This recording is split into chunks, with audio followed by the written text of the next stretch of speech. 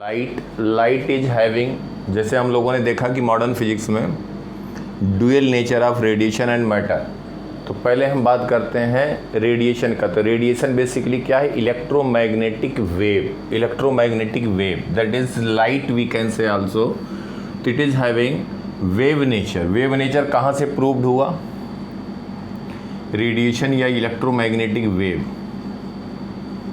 Radiation या electromagnetic wave कहें,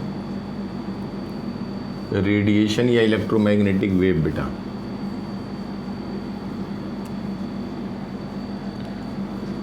electromagnetic wave, electromagnetic wave, it is having wave nature. Wave nature ये prove हुआ Young's double slit experiment से, Young's double slit experiment. और आगे देखेंगे डिफ्रैक्शन, ये जेई एडवांस में नहीं है। डिफ्रैक्शन, पोलराइजेशन, पोलराइजेशन इससे प्रूव होता है कि लाइट का नेचर वेव नेचर है। लाइट का नेचर वेव नेचर है। और दूसरा लाइट का नेचर देखेंगे पार्टिकल नेचर, जो यहाँ पे पढ़ेंगे particle nature. Particle nature, light का नेचर पार्टिकल नेचर है। फोटो इलेक्ट्रिक इफेक्ट से ये प्रूव हुआ, आइंस्टीन ने प्रूव किया। फोटो इलेक्ट्रिक इफेक्ट,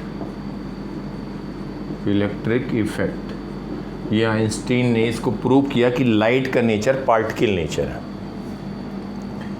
तो बेसिकली जो पार्टिकल लाइट को कहा गया कि वेव नेचर, तो इसका कुछ वेवलेंथ होगा, वेवलेंथ होगा। और ये यंग्स डबल स्लिट ने, यंग्स साइंटिस्ट का नाम है, इन्होंने प्रूव कर दिया एक्सपेरिमेंट से कि जो भी वेव की प्रॉपर्टी है, इंटरफेरेंस और जैसे summation of amplitude, double slit experiment मतलब एक कोहेरेंट सोर्सेज होना चाहिए, तो वो सब हम लोग डिस्कस कर चुके हैं। उससे उन्होंने प्रूव कर दिया कि लाइट का नेचर प्योरली हम कह सकते हैं एज ए वेव नेचर है। Particle nature photo electric effect में आइंस्टीन ने प्रूव किया। तो जो पार्टिकल कहा गया, जो लाइट में पार्टिकल नाम दिया गया, उसी को कहते हैं फोटॉन। उसी को फोटॉन नाम दिया गया, जिसको पार्टिकल कहा गया कि लाइट का नेचर पार्टिकल नेचर है, तो उसी को नाम दिया गया फोटॉन। फोटॉन। और फोटॉन का अब रेस्ट मास जो होगा, अब बेटा इसमें मैकेनिक्स, एक क्लासिकल मैकेनिक्स होता है, क्वांटम मैकेनिक्स होता है, तो बहुत डिटेल में इधर उधर नहीं जाएंगे कि जिसका हमें कोई लेना देना नहीं है। फोटॉन का basically rest mass, rest mass जो होता है फोटॉन का, अब इसका ध्यान देना, ये इसका रेस्ट मास जो होता है वो होता है 0। रेस्ट मास होता है 0 किसका? फोटॉन का। और फोटॉन का रेस्ट मास 0 होता है। और इसका जो हम कहेंगे एनर्जी जो होगा, एनर्जी जो होगा फोटॉन का, वो दिया जाएगा hc/λ से। Energy of photon, about photon बात कर रहे हैं। एनर्जी होगा hc/λ। h is Planck constant, h is Planck's constant, Planck's constant, constant. और इसकी वैल्यू होती है 6.626 इंटू 10⁻⁻34 जूल सेकेंड। ये होता है प्लैंक कांस्टेंट की value. c is speed of light, speed of light. तो ये हम कहते हैं in free space, that is, ये भी नियर वैल्यू है लेकिन 3 इंटू 10⁸ कैलकुलेशन में यूज करेंगे, मीटर पर second. Lambda is wavelength, wavelength. तो जो हम लाइट की बात, रेडिएशन की बात करें, उसका जो वेवलेंथ होगा, वेवलेंथ होगा, जो हम पार्टिकल कह रहे हैं पार्टिकल के फॉर्म में है, तो उसका वेवलेंथ होगा, that is lambda is wavelength, wavelength. तो ये इसका एनर्जी होगा। अब एक बात और, यहाँ पे फोटॉन का जो मोमेंटम होगा, क्योंकि इसका आगे यूज आएगा, momentum of photon is given by, momentum को हम p से डिनोट करते हैं, स्मॉल p से, that will be h/λ। Momentum हम कहेंगे h/λ। तो all this 3 points are important about photon. तो फोटॉन का हमने क्या बात बताया? फोटॉन के बारे में क्या कहा गया बेटा? इसका रेस्ट मास 0 होगा, एनर्जी जो फोटॉन से एसोसिएटेड होगी hc/λ होगी, h is Planck constant, c is speed of light, lambda is wavelength. Momentum, momentum जो होगा, मोमेंटम को हम p से डिनोट करेंगे, स्मॉल p से। Momentum of particle is denoted by small p, और इसको हम कहेंगे h/λ। तो जो फोटॉन का मोमेंटम होगा वो h/λ हम कहेंगे। ये हो गया कि लाइट का नेचर, पार्टिकल नेचर है और वेव नेचर। यहाँ पे हम पार्टिकल जो कहेंगे, लाइट जो ट्रेवल कर रहा है in the packet of particle, जैसे एक एक पैकेट है, मतलब एक होता है कि मिल्क जैसे कहीं पे कंटिन्यूस फ्लो कर रहा है, और मिल्क पैकेट में, छोटे छोटे पैकेट में अगर वही मिल्क ऐसे डिस्ट्रीब्यूट किया जाए तो पैकेट के फॉर्म में हम कहेंगे तो दैट इज़ फोटान। उस फोटान की प्रॉपर्टी होगी rest mass 0, energy hc/λ, momentum h/λ। इसका बेटा स्क्रीनशॉट लो या लिखो जल्दी से।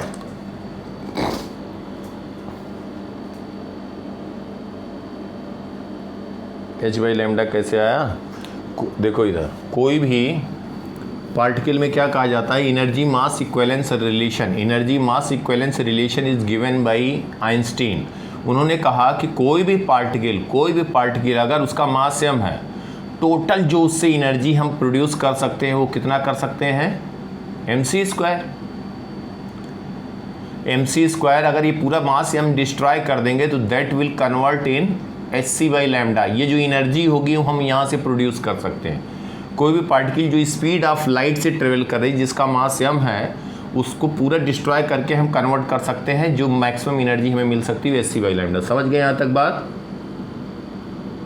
तो एक c कैंसिल होगा, तो mc को क्या कह सकते हो, मास इंटू वेलोसिटी, क्या हो गया, मोमेंटम। तो इसी को हम मोमेंटम लिख सकते हैं। कोई पार्टिकल जिसका मास m है, स्पीड ऑफ लाइट c से ट्रेवल कर रही है, थ्योरी ऑफ रिलेटिविटी की बात नहीं कर रहे हैं, तो h/λ आ गया ना। ये समझ में आया कहाँ से आया? तो वही h/λ जो मोमेंटम होगा, इसीलिए इसका कह दिया गया कि रेस्ट मास 0 है, बाकी मास 0 नहीं होगा, नहीं तो फिर तो हमेशा इसका मोमेंटम 0 हो जाएगा। समझ गए बात? हाँ, और बताओ, लिखो। ये बात हुई लाइट का नेचर। दो नेचर है, particle nature and wave nature. Light का nature, particle nature and wave nature. इसी बीच आए डी ब्रॉगली। डी ब्रॉगली बहुत पहले उन्होंने एक बात बता दी, डी ब्रॉगली हाइपोथेसिस। उस समय इन्होंने प्रूव नहीं किया था, प्रूव नहीं कर पाए। चलो इसी में थोड़ा सा और आगे है।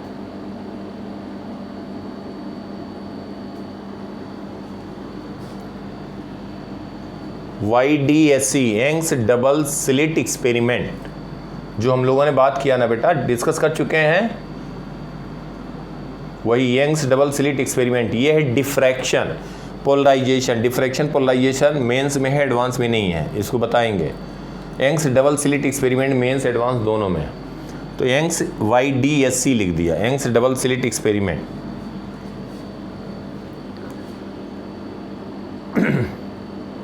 अब एक बात देखो,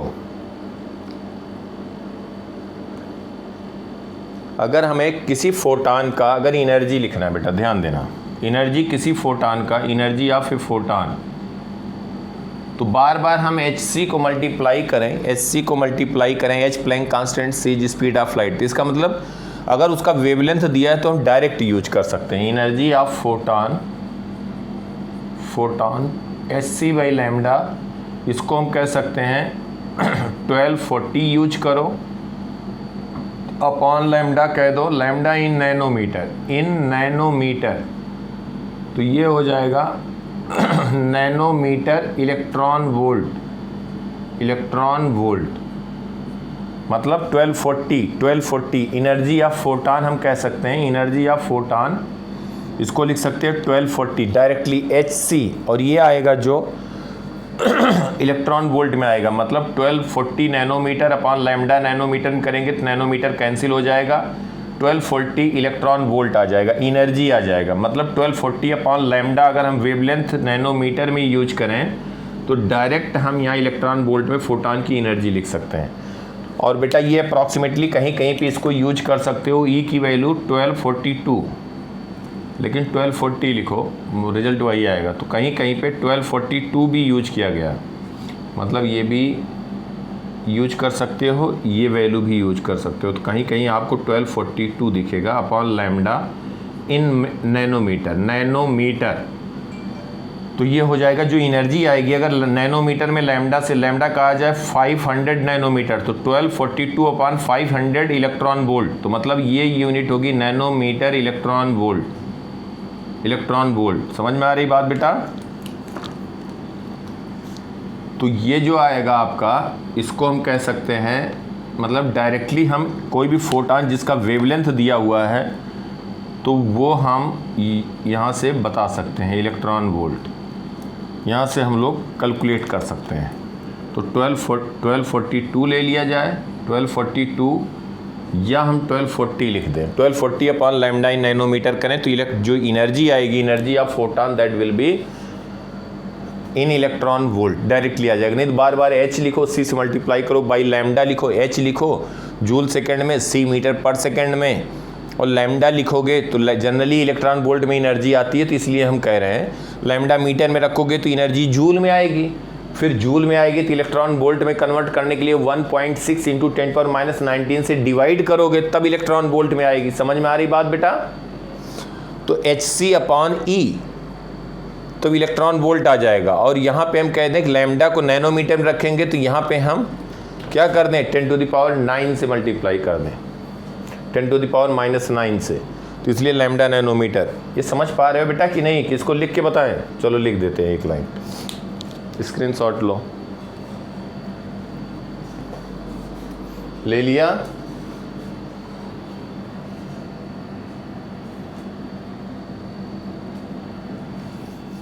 देखो अब यहाँ पे हम क्या कह रहे हैं कि अगर मान लिया जाए अगर मान लिया जाए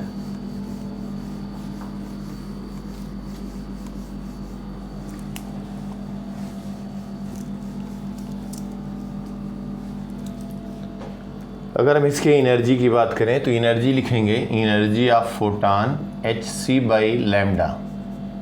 लैम्डा मीटर में रखें, h जूल सेकेंड में रखें, ये मीटर पर सेकेंड में रखें, तो E जो आएगा वो जूल में आएगा ना बेटा, जूल में आएगा। If h is in joule second, c in metre पर second, lambda is in metre, तो ये वैल्यू आ जाएगी जूल में। अब अगर E को लिखना है इलेक्ट्रॉन वोल्ट में तो Hc upon E into lambda अगर लिखेंगे, E is electronic volt, electronic charge, तो इलेक्ट्रॉन वोल्ट आ जाएगा, इलेक्ट्रॉन वोल्ट में आ जाएगी energy. E is 1.6 into 10⁻⁻19 coulomb. ठीक है बेटा? अब हम यहाँ पे कह रहे हैं कि E को अगर इलेक्ट्रॉन वोल्ट में लिखना है तो Hc अपॉन E, एक ले लें, H कांस्टेंट है, C स्पीड ऑफ लाइट है, E electronic charge constant, into 1 by lambda. तो लैम्डा अगर हम यहाँ पे कहें तो इलेक्ट्रॉन वोल्ट, ये वैल्यू हम यहाँ पे लैम्डा को कह रहे हैं कि अगर नैनोमीटर में रखें, नैनोमीटर मतलब लैम्डा जो होगा, नैनोमीटर 500 नैनोमीटर मतलब क्या हो गया बेटा, 500 इंटू 10⁻⁻9 मीटर, तो न्यूमिनेटर में जाकर के 10⁻9 से मल्टीप्लाई हो जाएगा ना बेटा, तो अब इलेक्ट्रॉन वोल्ट आएगा, 10⁻9 से मल्टीप्लाई हो जाएगा। इसका मतलब ध्यान देना, समझना बात को, अगर E हम कह दें Hc upon E into 10⁻9, denominator में हमने कर दिया 1 अपॉन लैम्डा, लैम्डा इन नैनोमीटर, इन नैनोमीटर, तो ये नैनोमीटर और 10⁻9 दोनों हो गया मीटर में बेटा।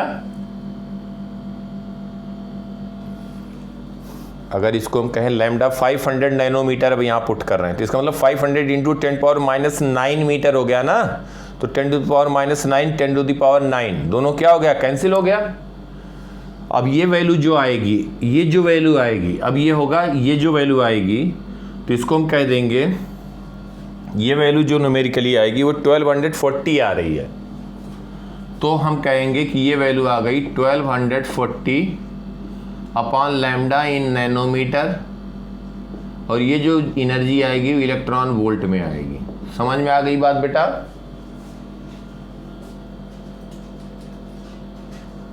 ये समझ में आया कि नहीं? एक बार फिर से बोलो बेटा ऋत्विक।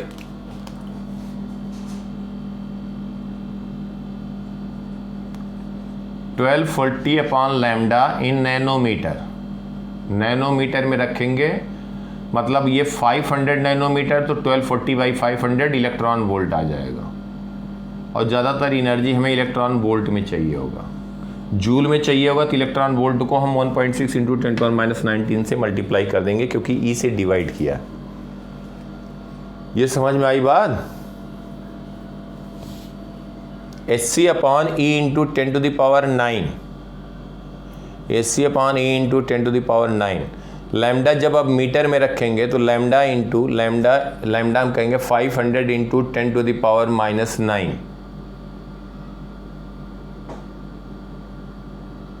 ठीक है। तो 10⁹ 10⁻⁹ हट जाएगा।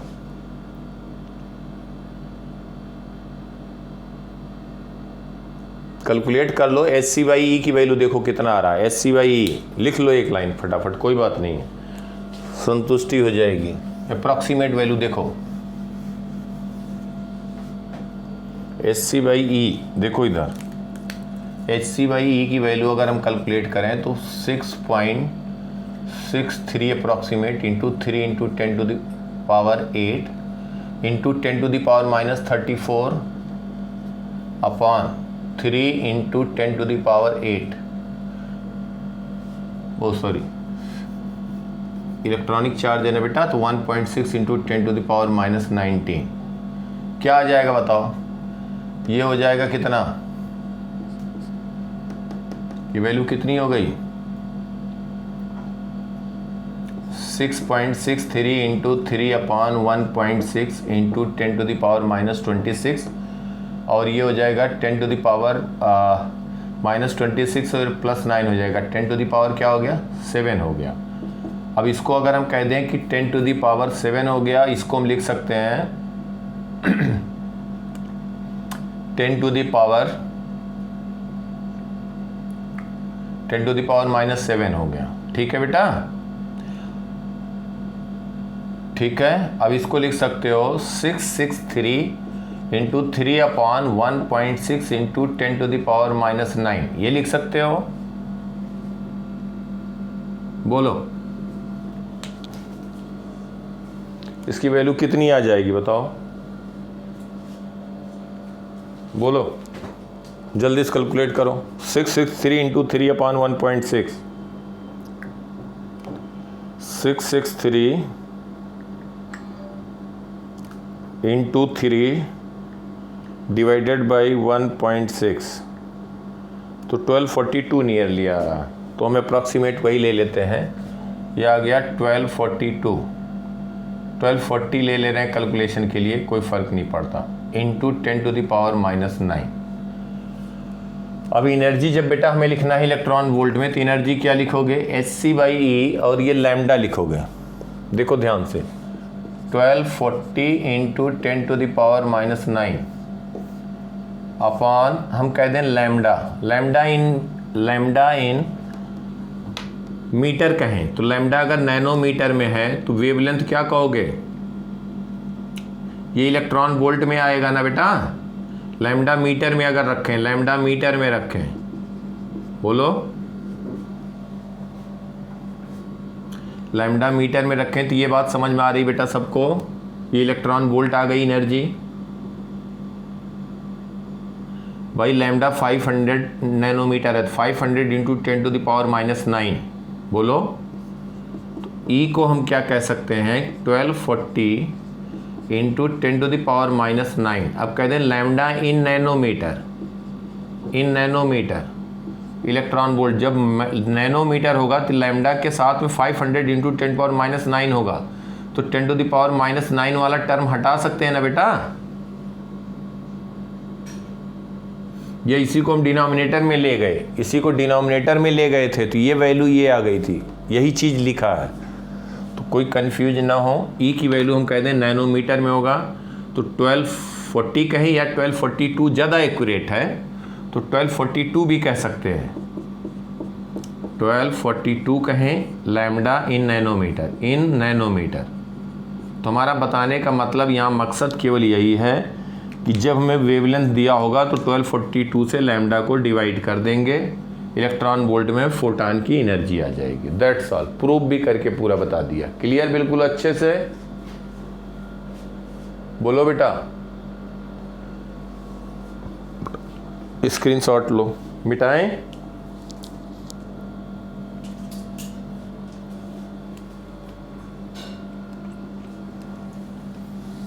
अब देखो अब यहाँ पे डी ब्रॉगली साइंटिस्ट का नाम है, इनका एक हाइपोथेसिस है। इन्होंने कहा कि अगर कोई भी रेडिएशन है, अगर वो वेव की तरह बिहेव कर सकता है और पार्टिकल की तरह बिहेव कर सकता है, तो कोई भी यूनिवर्स का मैटर होगा। मैटर मतलब कोई भी ऑब्जेक्ट रहा, हम हैं, आप हैं, कोई बोर्ड है, कुछ भी हो, जो भी कुछ यूनिवर्स में दिख रहा है, अगर वो मूव कर रहा है तो it will behave like a wave. अगर मोशन में है तो it will behave like a wave. तो इसको इन्होंने डी ब्रॉगली हाइपोथेसिस कहा गया। बाद में इससे बहुत चीज़ें प्रूव हो गई, मॉडर्न फिजिक्स में बहुत चीज़ें प्रूव हुई। तो डी ब्रॉगली हाइपोथेसिस कहा जाता है। ये तो हमने फोटॉन की कहानी बताई जो अभी तक बात की। De Broglie hypothesis, all matter when it is in motion behaves like a wave. D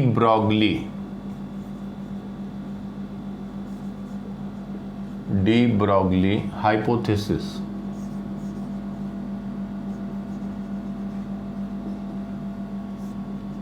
तो इन्होंने कहा उसका कि अगर कोई भी मैटर है, कोई भी ऑब्जेक्ट है यूनिवर्स में, अगर if it is in motion it will behave like a wave. ये इन्होंने, इनका हाइपोथेसिस था बहुत पहले 1700 समथिंग में इन्होंने बोला था। तो all matter when it is in motion, all matter when it is in motion will behave like wave,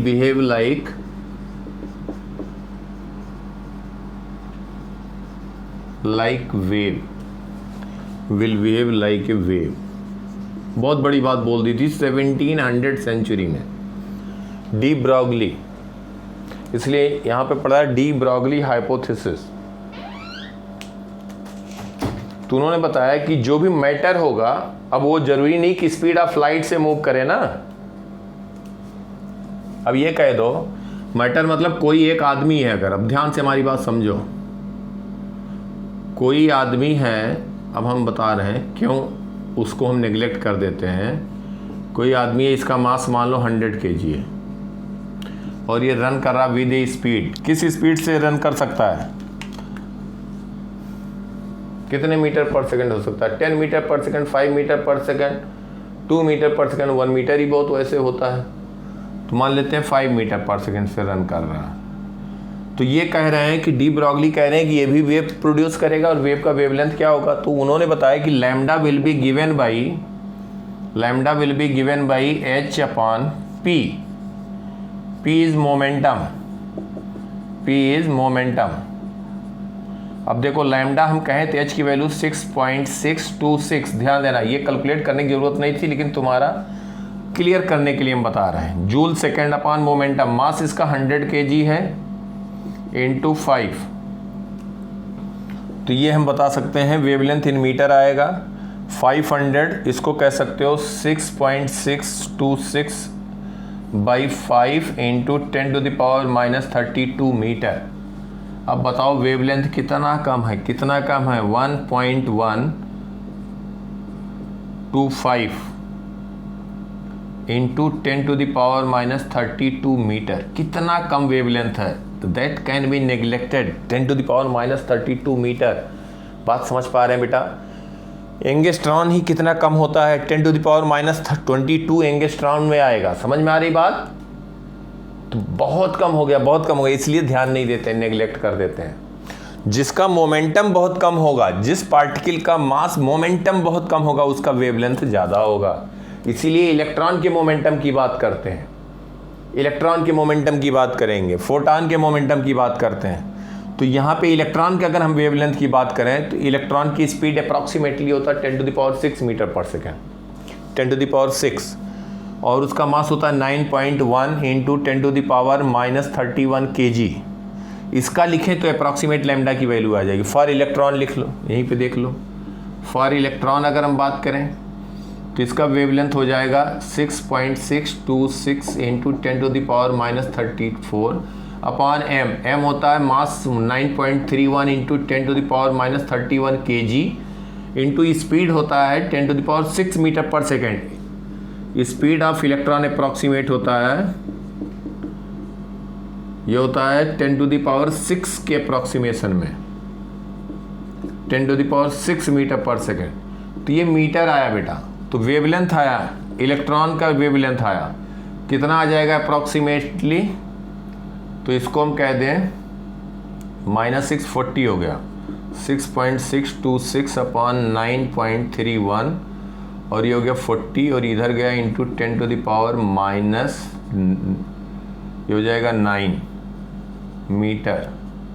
इसको कह सकते हैं lambda is equal to 66.26 upon 9.31 angstrom. 10⁻⁻10 हो जाएगा। समझ पा रहे हो बेटा? 10⁻⁻10 होगा, 10⁻⁻10। तो वो हमने उसको एंगस्ट्रॉम लिख दिया क्योंकि 1 angstrom is equal to 10⁻⁻10 metre होता है। तो 66 पॉइंट बेसिकली आ गया 26 डिवाइडेड बाई 9.31, यह आ गया अप्रॉक्सीमेटली 7.11। तो इलेक्ट्रॉन का वेवलेंथ होगा 7.11 एंगस्ट्रॉन, या हम कह दें 7.11 इंटू 10⁻⁻10 मीटर। समझ में आई बात बेटा? यहाँ तक सबको बात क्लियर? तो इसके हम वेवलेंथ की बात करते हैं यहाँ पे, इसलिए कोई भी मैटर वेव जिसका मास बहुत ज़्यादा है, मोमेंटम बहुत ज़्यादा है, तो उसको हम कंसीडर नहीं करते क्योंकि बहुत कम स्मॉल वेवलेंथ है, that can B neglected. Consider क्या करेंगे? 10⁻32 में है, इसके कंपैरिजन में बहुत बहुत कम है। क्लियर बिल्कुल? तो ये डी ब्रॉगली ने बताया। तो lambda can be given as h/p for matter wave. Matter wave जरूरी नहीं कि स्पीड ऑफ लाइट से ट्रेवल करे। For matter wave it's not necessary to travel with a light. तो अब देखो, इसको हम कह सकते हैं, स्क्रीनशॉट लो, लिए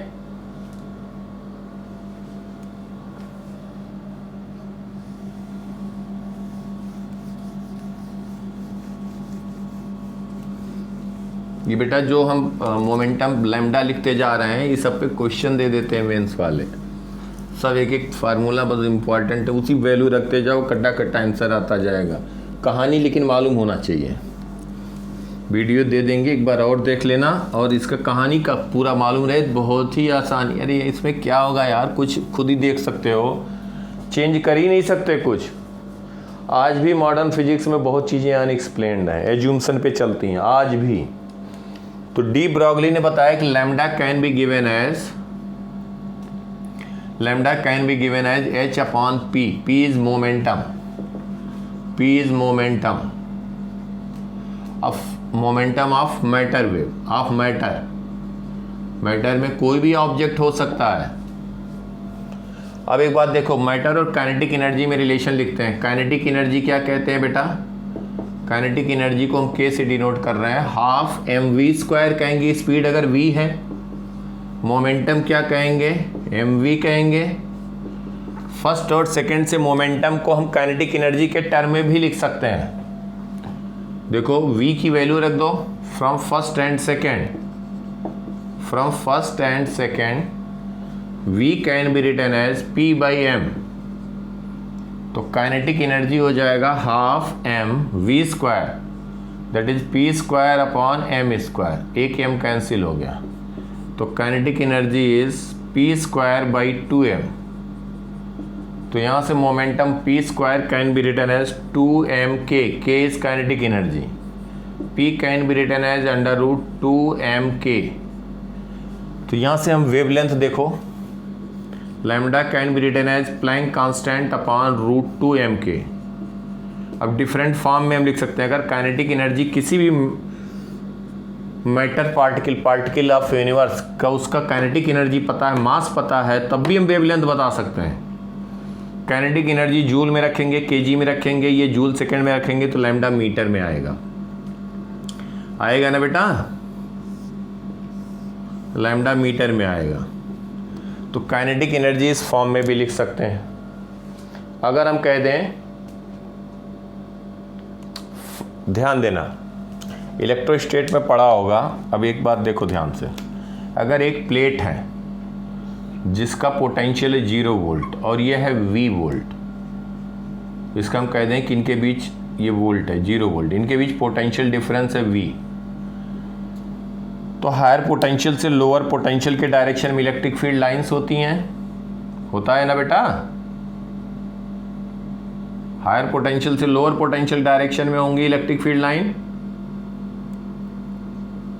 अगर यहाँ पे एक इलेक्ट्रॉन हम कह दें इलेक्ट्रॉन यहाँ से रेस्ट से रिलीज करें तो ये यहाँ पे पहुँचने के पहले इसकी काइनेटिक एनर्जी हो जाएगी, और काइनेटिक एनर्जी कितना हो जाएगा, E इंटू वी, जिससे एक्सेलरेट किया। V इज पोटेंशियल डिफरेंस, ये मालूम है नहीं बेटा। कोई चार्ज पार्टिकल कह दें, Q चार्ज पार्टिकल नेगेटिव होगा तो इस डायरेक्शन में जाएगा।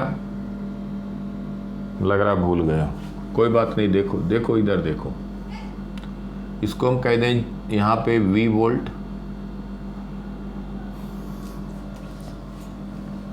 V वोल्ट कहें, देखो बेटा ध्यान से, V वोल्ट इसका पोटेंशियल है, इसको कह दें 0 वोल्ट।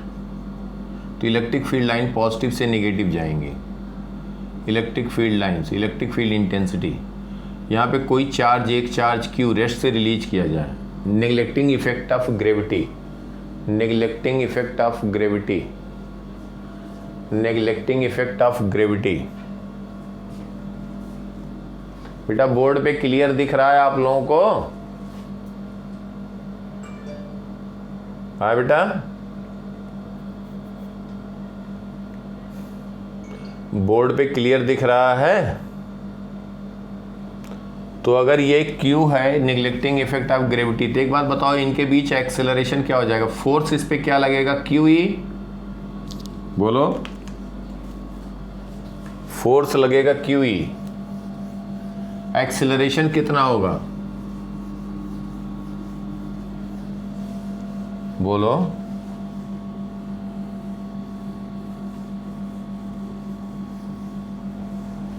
QE बाई M होगा। ऋत्विक बेटा समझ में आ रही बात? अभिषेक,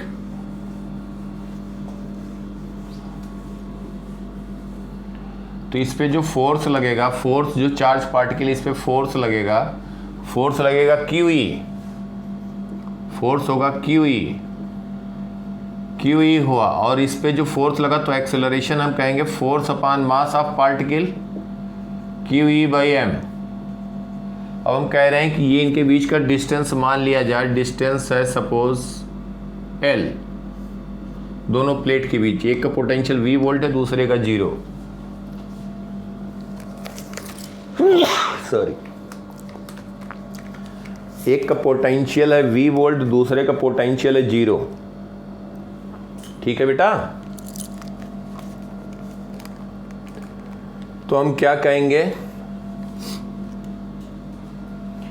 ये एक्सेलरेट कर रहा, तो L डिस्टेंस कवर करने पे यहाँ इसकी स्पीड क्या हो जाएगी? Just before hitting right plate, तो V हम कह सकते हैं कांस्टेंट एक्सेलरेशन है, we are neglecting effect of gravity, neglecting effect of gravity, effect of gravity. क्यों ऐसा कर रहे हैं? क्योंकि Q लिखेंगे 10 to the power 1.6 into 10 to the power minus, मान लो कि कोई चार्ज पार्टिकल है, इलेक्ट्रॉन ले लो, 1.6 into 10 power minus 19 coulomb, mass क्या हो जाएगा? 9.31 इंटू 10 पावर माइनस 31 ऊपर जाएगा, तो ये क्या हो जाएगा? 10 टू द पावर 15 के टर्म में आ जाएगा। समझ पा रहे हो हमारी बात को? तो 10 टू द पावर 15 के टर्म में आ जाएगा मीटर पर सेकंड, और एक्सेलरेशन ड्यू टू ग्रेविटी क्या होगा? 9.81 मीटर पर सेकंड स्क्वायर। तो जहां 10 टू द पावर 15 मीटर पर सेकंड स्क्वायर के टर्म में आ रहा है एक्सेलरेशन, तो वहां पे 10 एक्सेलरेशन तो नेग्लेक्ट कर देंगे। समझ पा रहे हो हमारी बात को? इसलिए कंसीडर नहीं कर रहे हैं। तो v is equal to u plus a t, इसलिए कर सकते हैं कि एक्सेलरेशन कांस्टेंट है। तो v कह सकते हैं u की वैल्यू कितनी है 0, a कितना है क्यू ई बाई एम, और टाइम कह दें t। क्या टाइम यहाँ पे आ गया, अगर पहले से लिखें तो वेलोसिटी आ जाएगी t टाइम पे वेलोसिटी आई, लेकिन हमें बताना डिस्टेंस दिया है। तो by using kinematical third equation 2as, तो v square is equal to initial velocity 0 है प्लस 2, a कितना है q e by m into s, l हो गया। तो v की वैल्यू आ गई before hitting, it's speed is 2 q e l by m, और E क्या होगा, इनके बीच जो पोटेंशियल डिफरेंस है V is equal to E लिखेंगे, इलेक्ट्रिक फील्ड जो लिखेंगे वो लिखेंगे V बाई एल। तो V को लिख सकते हैं E इंटू एल की जगह क्या लिख सकते हो, पोटेंशियल डिफरेंस, एक का पोटेंशियल V है दूसरे का 0 है। स्पीड क्या कह सकते हो, under root 2q V by m, square कर दें तो V square is equal to 2qv, ये v है potential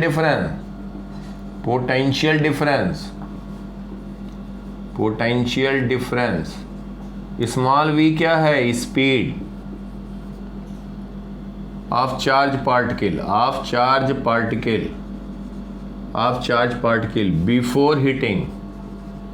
before hitting second plate. समझ में आ रही बात बेटा यहां तक सबको?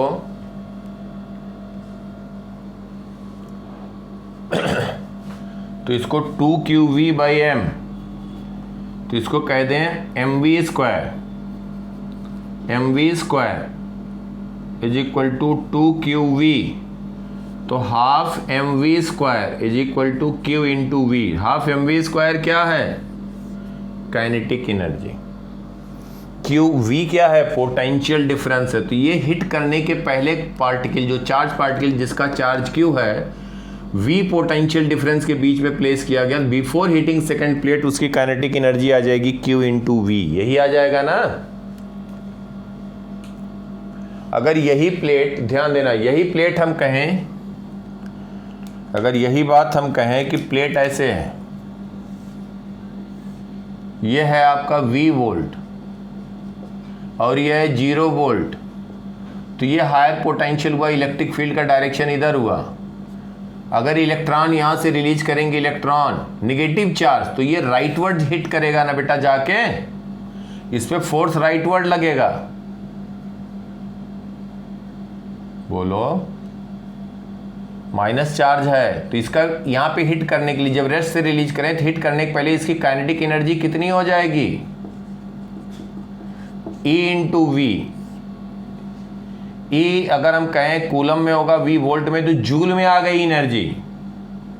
तो काइनेटिक एनर्जी को अगर हम K लिखें तो E इंटू वी आ गया। यही बात बताने के लिए इतना टाइम लिया, कोई बात नहीं, लेकिन क्लियर होना चाहिए। ये भी स्क्रीनशॉट लो, नोट करना, एक एक चीज नोट करना।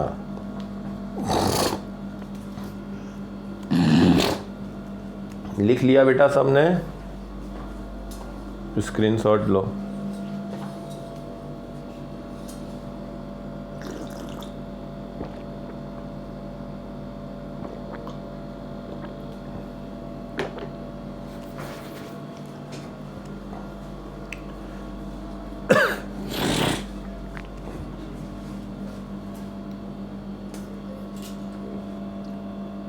लिख लिया?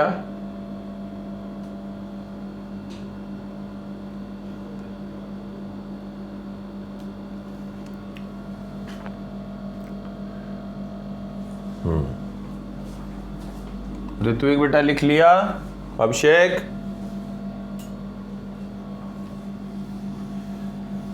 तो हम बात कर रहे थे डी ब्रॉगली हाइपोथेसिस में वेवलेंथ लिखना किसी भी मैटर का जिसकी स्पीड v है या काइनेटिक एनर्जी k है।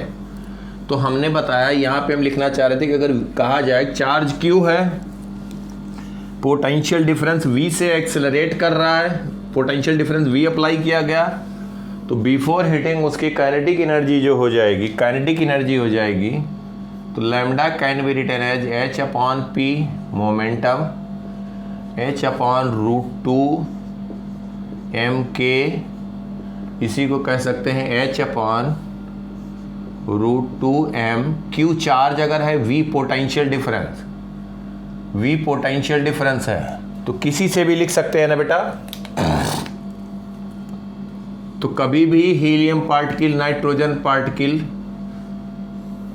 या जो भी charge particle, helium plus hydrogen, electron, proton, ऐसे करके और उनके वेवलेंथ में रेशियो पूछा जाए, यहां से हम बता देंगे। फॉर इलेक्ट्रॉन अगर कहें हम, फॉर इलेक्ट्रॉन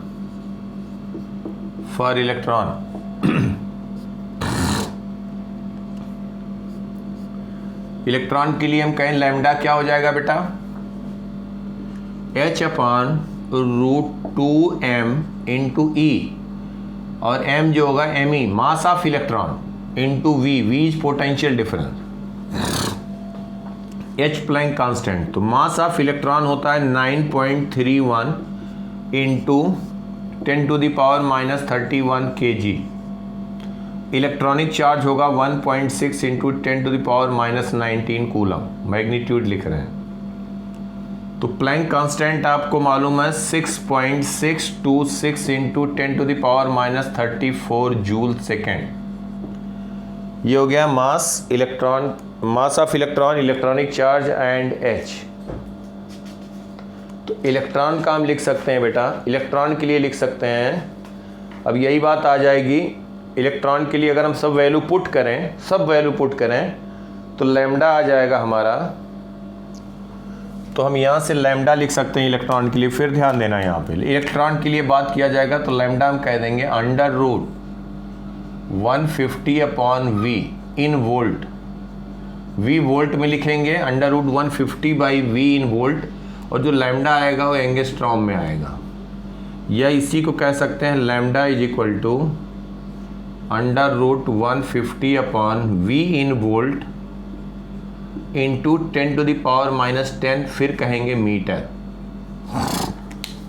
तो हम कहेंगे मीटर, मतलब ये हो गया कि हमें अगर पता रहे v किस वोल्ट से इलेक्ट्रॉन को एक्सेलरेट किया गया, this is only for electron, electron का हमने मास यूज किया है, तो this is applicable for electron only, for electron only, directly use कर सकते हैं। √150 अपॉन v वोल्ट में रखेंगे, लैम्डा की वैल्यू एंगस्ट्रॉम में आ जाएगी। जैसे अभी कैलकुलेट करके बताया बेटा ना, सब वैल्यू रखोगे यहाँ पे तो लैम्डा मीटर में आएगा, 10⁻1 मीटर इज इक्वल टू क्या होता है, 1 angstrom is equal to 10⁻⁻10 metre. तो जो भी वैल्यू आएगी यहाँ 10⁻⁻10 से डिवाइड कर दें। समझ पा रहे हो बात को? 10⁻⁻10 से डिवाइड कर दें या 10⁻+10 से मल्टीप्लाई कर दें तो एंगस्ट्रॉम में आ जाएगा। तो ये वैल्यू हम डायरेक्टली बता सकते हैं। एनसीईआरटी बुक में जो तुम्हारा लैम्डा दिया है वो भी हम बता देते हैं। वो दिया है 12.27, ऐसे दिया है। इसी का जो एनसीईआरटी बुक में लैम्डा दिया होगा इसका अंडर रूट ले लिया 150 का, तो वो लिखा है 12.27, ये लिखा है 12.27, एक ही बात है बेटा, upon under root V in volt, और ये हो जाएगा एंगस्ट्रॉम। तो अंडर रूट 50 का केवल वो रूट लिख दिया है, तो वेवलेंथ ऐसे लैम्डा लिख सकते हैं, ये लिखें या ये लिखें। तो एनसीईआरटी बुक में ऐसे दिया होगा, यही चीज है, सेम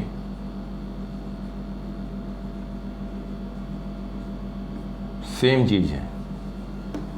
तो हम इलेक्ट्रॉन के लिए डायरेक्ट लिख देंगे v वोल्ट, अगर किस वोल्ट से एक्सेलरेटेड, क्योंकि बार बार क्यों कैलकुलेशन करेंगे, तो ये लर्न कर लेंगे। अलग अलग पोटेंशियल से अगर इलेक्ट्रॉन एक्सेलरेट किया जाए, दे दिया जाए कि उनका लैम्डा का रेशियो क्या होगा, तो under root inversely proportional to root V है, तो λ1/λ2 is equal to under root v2/v1। समझ में आ रही बात? कहा जाए कि एक बार 100 वोल्ट से इलेक्ट्रॉन को एक्सेलरेट किया गया और एक बार 1 वोल्ट से एक्सेलरेट किया गया, what will be the ratio of wavelength? तो λ1/λ2 इज इक्वल टू √1/100। समझ पा रहे हो बेटा सब लोग? तो λ1/λ2 हो जाएगा 1/10। मतलब ये सब तैयार रहो, इस पे डायरेक्टली वैल्यू आएगी। क्लियर बिल्कुल? नेक्स्ट लिखो de Broglie wavelength for gas molecules. De Broglie wavelength for gas molecule लिख लिया इसको?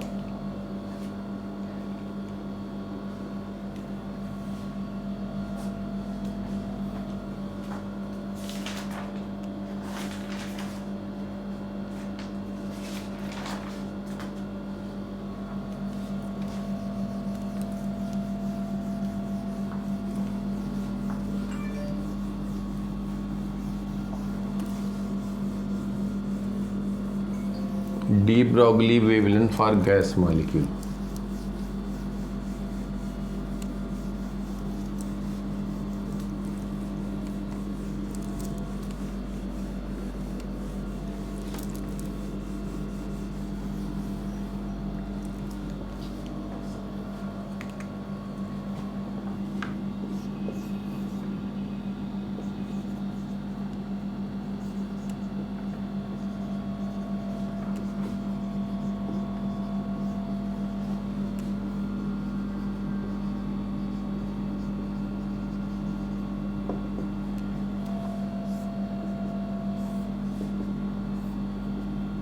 D Broglie wavelength for gas molecule. तो kinetic energy of each molecule of gas क्या होता है बेटा? Kinetic energy of each molecule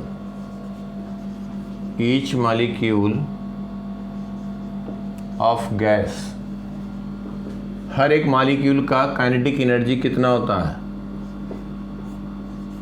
F/2kT each molecule. K is Boltzmann constant.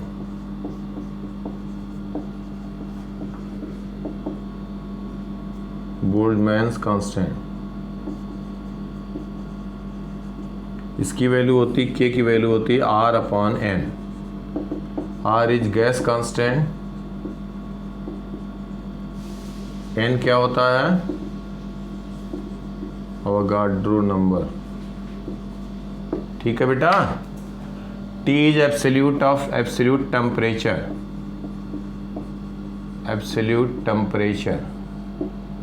F is degree of freedom.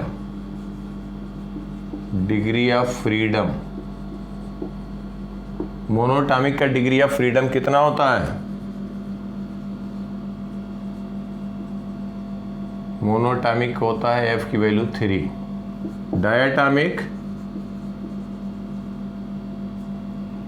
Diatomic का कितना होता है बेटा? 5।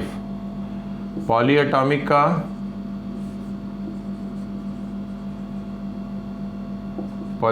का F होता है 6। When we are not considering vibrational motion,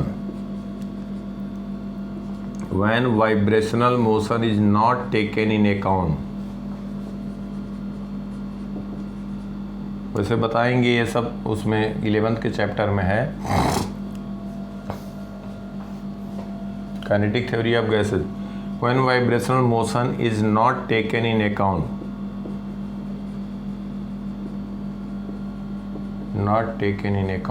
कोई नहीं, अभी monoatomic degree of freedom 3, diatomic का 5, पॉलीटॉमिक का 6।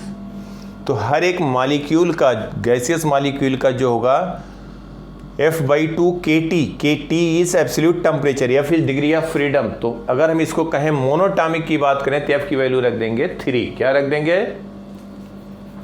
3। लिखो बेटा जल्दी से लिखो।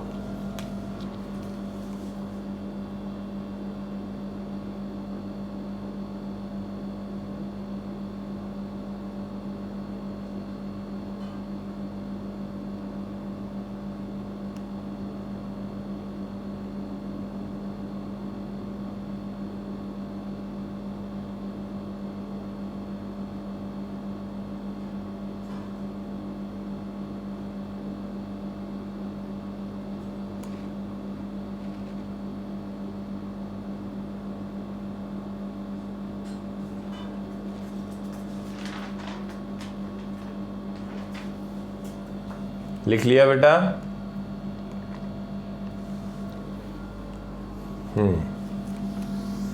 तो कोई नहीं, जहाँ जहाँ ब्रैकेट बना दें बस वो समझ लो, तुम्हें मालूम रहना चाहिए। क्यों? क्योंकि उसी पे डायरेक्ट वैल्यू आएगी, लेकिन समझना भी ज़रूरी है अच्छे से। अब देखो वेवलेंथ, हम मैटर वेव का वेवलेंथ डी ब्रॉगली ने क्या बताया कि lambda is equal to h/p। या इसको हम लोगों ने देखा कि इसका relation to mass into kinetic energy, momentum kinetic energy में ये रिलेशन है। तो kinetic energy of each molecule of gas is F/2 kT for monoatomic gas.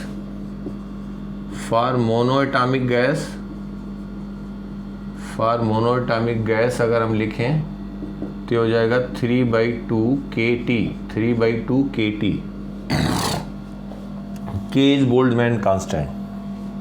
तो लैम्डा लिख सकते हैं h/√2 into mass of each molecule into ये capital K क्या है बेटा?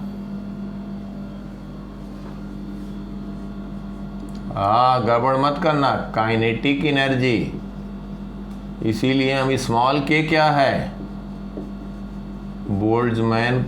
हाँ, कांस्टेंट नहीं, धीरे से कहीं मिले तो उसको उड़ा दो या स्क्वायर कर दो, ऐसा मत करना। 2m इंटू के काइनेटिक एनर्जी कहेंगे 3/2 kT। 2 कैंसिल हुआ तो लैम्डा की वैल्यू आ गई h/√3m kT। देखो ये इंटरेस्टिंग रिजल्ट आ रहा है, लैम्डा की वैल्यू आ गई। इसका मतलब wavelength of gas molecule lambda हम लिखेंगे h/√3m k इंटू टी। के is Boltzmann constant, m is mass of each molecule. Mass of each molecule. T is absolute temperature. T is absolute temperature. Absolute temperature. अब बेटा देखो, अगर H Planck constant अगर हम कहें कि आपको बताना है wavelength for helium gas molecule, तो हीलियम का मास जब लिखोगे for helium, suppose for helium की बात किया जाए तो हीलियम का मास जब लिखेंगे एक मॉलिक्यूल का तो ये होता है 4 atomic mass unit. Atomic mass unit बहुत कम मास होता है तो 1 एटॉमिक मास यूनिट को AMU कहते हैं, एटॉमिक मास यूनिट। केमिस्ट्री में कहीं ये सब नहीं आया बेटा। इसको कहते हैं 1.67 इंटू 10⁻⁻27 kg, जो मास ऑफ प्रोटॉन होता है उसी को कहते हैं 1 एटॉमिक मास यूनिट। समझ में आ रहा? कोई नहीं, रिवीजन हो जाएगा। अब हम डायरेक्ट नहीं लिख रहे हैं कुछ, हर एक चीज़ का बताते हुए चल रहे हैं। तो एटॉमिक मास यूनिट बेटा, तो अगर हम मास ऑफ हीलियम लिखेंगे तो 4 इंटू 1.67 इंटू 10⁻⁻27 kg, फिर ये वैल्यू रखना होगा। बोल्ट्जमैन कांस्टेंट रखेंगे, एब्सोल्यूट टेम्परेचर रखेंगे, प्लैंक कांस्टेंट रखेंगे, तब तो हम लैम्डा निकाल पाएंगे। सब SI यूनिट में रखेंगे तो लैम्डा आएगा, किस में आएगा? मीटर में आएगा। अब इसी को हम, ये आपको बार बार ये ना लिखना पड़े तो इसको हम और सिंप्लीफाई कर दे रहे हैं, ध्यान देना। इसको लैम्डा को हम लिख रहे हैं बेटा, लैम्डा को लिख रहे हैं, lambda can be written as 25.6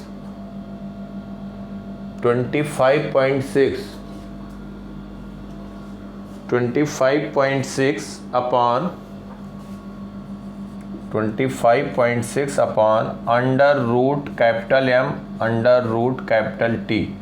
और जो लैम्डा आएगा एंगस्ट्रॉन में आएगा। M इज मॉलिक्यूलर मास।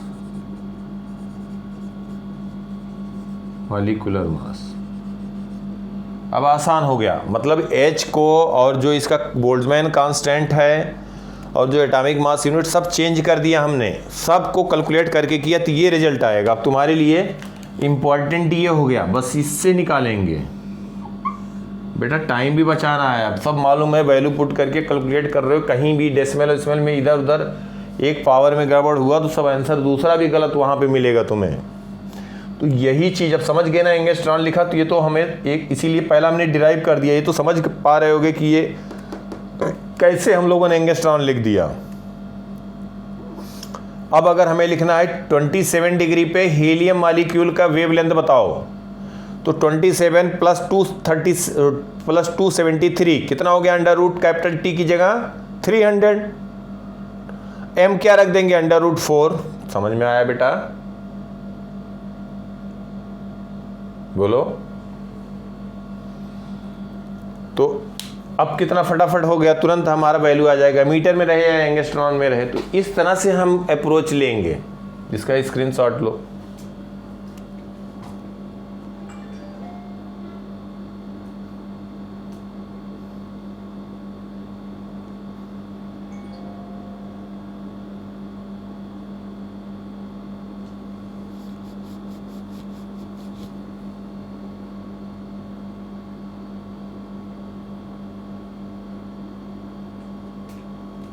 लिख लिया बेटा?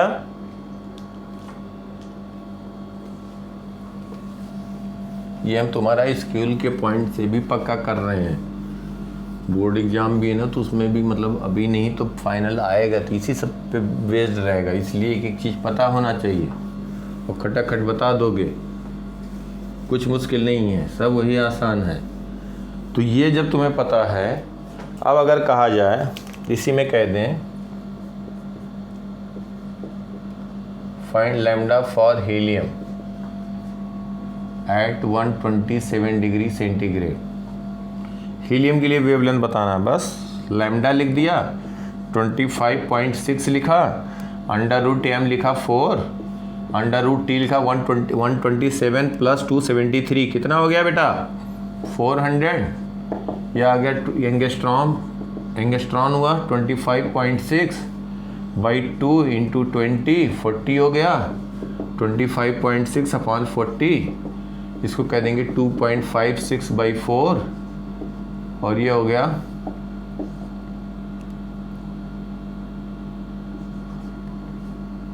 0.64 एंगस्ट्रॉन। समझ में आया बात? मीटर में दिया तो 0.64 इंटू 10⁻10 मीटर, या हम कहें 6.4 इंटू 10⁻11 मीटर। समझ में आ गई बात बेटा सबको?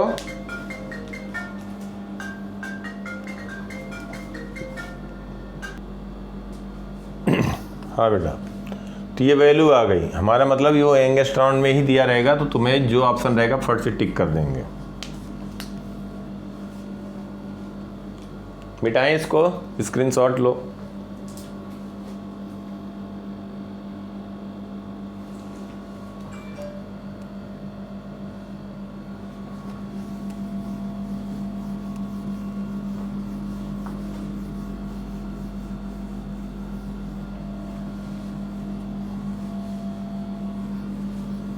अब ऐसे दे दिया जाए कि मान लो अगर कहा जाए कि find ratio of wavelength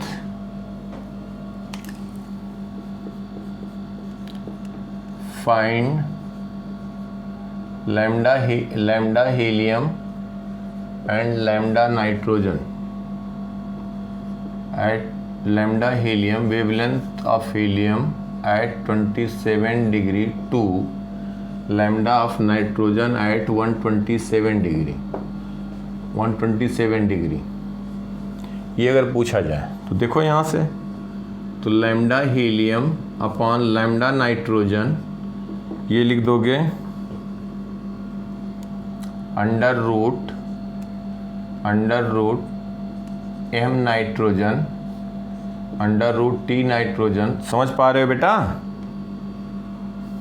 reciprocal है, M helium root T helium, तो यहाँ पे हम कह देंगे lambda helium upon lambda nitrogen is equal to, ये जो मास होगा कितना हो जाएगा, N2 मॉलिक्यूल का कितना होगा, 28 होगा ना बेटा, root 28 into root 127 root 400 upon root 4 root हो जाएगा 27 300 तो यह आएगा √7 इंटू √4/3, ये अप्रॉक्सीमेट आ जाएगा 3.1 समथिंग, तो नियरली 3 कह सकते हैं, जो भी ऑप्शन दिया रहेगा। समझ में आई बात? इस तरीके से करेंगे।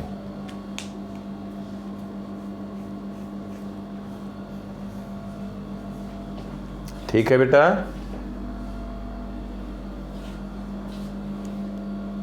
इस पे क्वेश्चन रहेगा स्कूल एग्जाम मेंस, इसलिए इतना हम हर तरह से सब समझाते हुए बताते जा रहे हैं। इसी जो 2-3 फार्मूले लिखे हैं उसी बेस्ड रहेगा, डायरेक्ट रहेगा, कुछ नहीं इसमें रहता है, कहानी बस मालूम होना चाहिए। मिटाएं, ऐसा भी दिया जा सकता है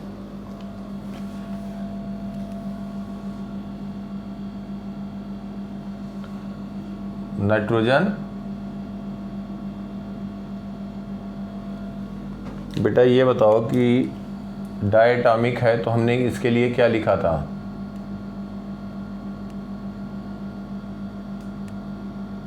F/2 लिखा था ना,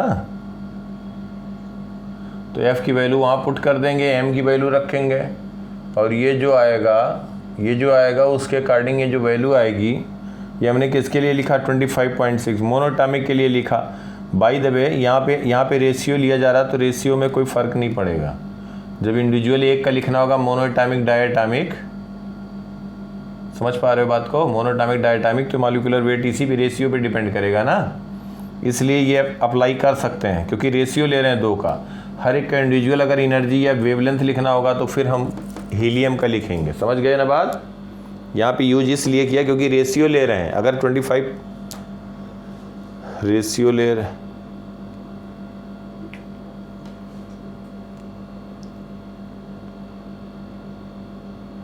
नाइट्रोजन हीलियम, नहीं यहाँ पे कांस्टेंट टर्म भी चेंज हो जाएगा, ये कहने का मतलब है ना, कांस्टेंट टर्म भी चेंज होगा। अगर हम यहाँ पे हीलियम ले लें और दूसरा मोनोटॉमिक कौन सा ले लें? बोलो, दूसरा ले लो, कोई दूसरा ले लो, कोई बात नहीं, दूसरा ले लो जिसका हम कहें कि आर्गन का एटॉमिक मास कितना होगा, मॉलिक्यूलर मास कितना होगा आर्गन का?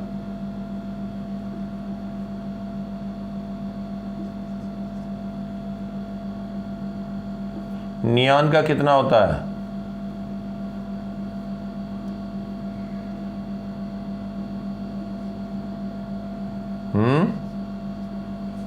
लिख लेना जो भी वैल्यू है यहाँ पे। हमारा जो समझाने का मतलब था कि यहाँ पे इसका वैल्यू लिख देना जो भी वैल्यू आएगी।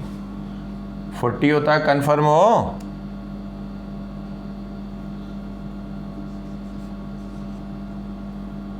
तो कितना आ जाएगा अप्रॉक्सीमेटली, जो भी वैल्यू आ जाएगी लिख लेना। ये मोनोटॉमिक के लिए डिराइव किया गया है। डायटॉमिक के लिए एफ की वैल्यू, डायटॉमिक में कुछ नहीं होगा, क्या होगा? √F रहा, जो हमने डिराइव किया, जो भी काइनेटिक एनर्जी आई, ध्यान देना 25.6 आया √M√T एंगस्ट्रॉन, ये आया मोनोटॉमिक के लिए, ये आया ना। तो इसमें √3 था, तो √3 था, √3 से डिवाइड करके √5 से मल्टीप्लाई कर दें तो लैम्डा आ जाएगा √5/3। √3 से मल्टीप्लाइड था ना बेटा, नहीं समझ पा रहे हो बात को? अगर डायटॉमिक के लिए हम कहें क्या वैल्यू आएगी डायटॉमिक के लिए, तो ये √3 के साथ कांस्टेंट है यहाँ पे, तो 1/√3 से हम फॉर डायटॉमिक,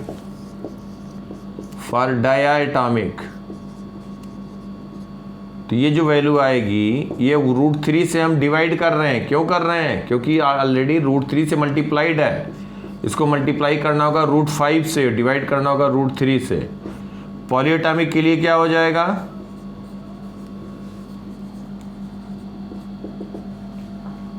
बोलो, √6/√3, ये हम कहते हैं √2 हो जाएगा, इंटू 25.6 अपॉन √M, ये हो जाएगा √T, ये इसी को लैम्डा लिख दें, √2 time 25.6 upon root M into root T. समझ में आ गई बात?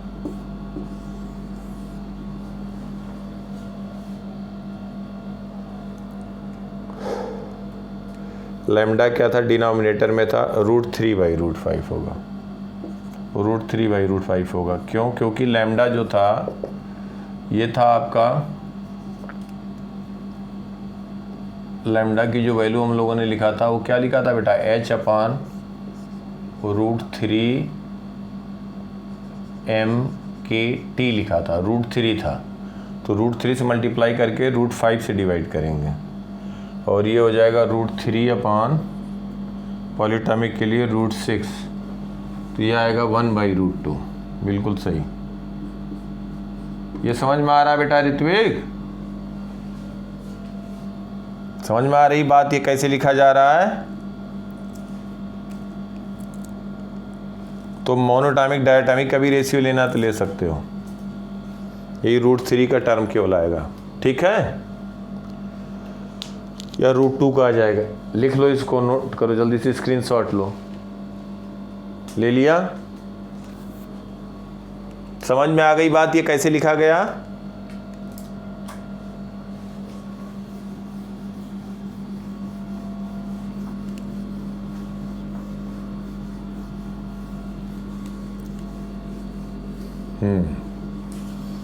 अब देखो ऐसे दिया जा सकता है कि कोई पार्टिकल अगर दिया जाए, चार्ज पार्टिकल किसी मैग्नेटिक फील्ड में मूव कर रहा है, बी दिया है, चार्ज दिया है, उसका रेडियस दिया है, कोई मैग्नेटिक फील्ड दे दिया जाए,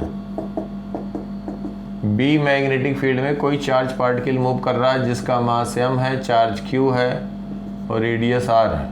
पूछा जाए इसका वेव क्या होगा, वेवलेंथ क्या होगा, तो since lambda is equal to h/p होता है, बोलो, फॉर मैटर वेव। किसने बताया ये? डी ब्रॉगली ने। Matter wave, matter particle for matter. तो हम यहाँ पे कह सकते हैं कि इसका मतलब r की वैल्यू हम क्या लिखते हैं, mv। याद करो, mv/bq। तो मोमेंटम यहाँ से हमें मालूम हो गया, mv को लिख सकते हो bqr। ये नहीं कि ये कहाँ से आ गया, मैग्नेटिक फील्ड चार्ज और r दिया है तो bqr दिया है, मास की वैल्यू भी नहीं दिया। कोई चार्ज पार्टिकल कह रहा है कि चार्ज q है, वैल्यू दे दिया जाए रेडियस r में, in magnetic field b revolve कर रहा है, what will B wavelength produced by that matter, तो हम लैम्डा कह देंगे h/bqr। समझ में आ गई बात बेटा? मैग्नेटिक फील्ड का भी कॉन्सेप्ट हो गया, ये तुम्हें पता रहेगा तभी कर पाओगे। बी टेस्ला में लिखोगे, क्यू कूलम में लिखोगे, आर मीटर में लिखोगे, एच जूल सेकेंड में लिखोगे तो ये आएगा मीटर में, आएगा ना। If H is in joule second, B is in tesla, Q in coulomb, R is in metre. Clear बेटा? ऐसे करना है, ऐसे करना है।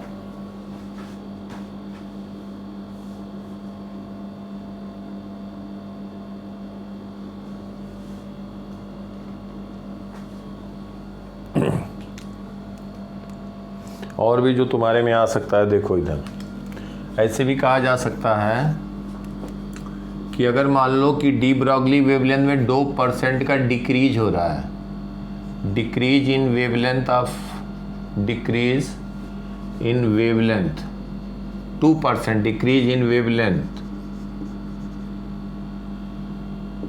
Then find percentage change in momentum according to de Broglie।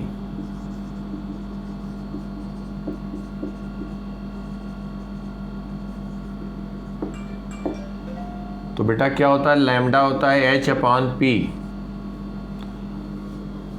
अब ये जब हम एरर एनालिसिस बताएंगे यूनिट डायमेंशन, तो इसको ऐसे लिख सकते हो, हम लिख दे रहे हैं कुछ टर्म।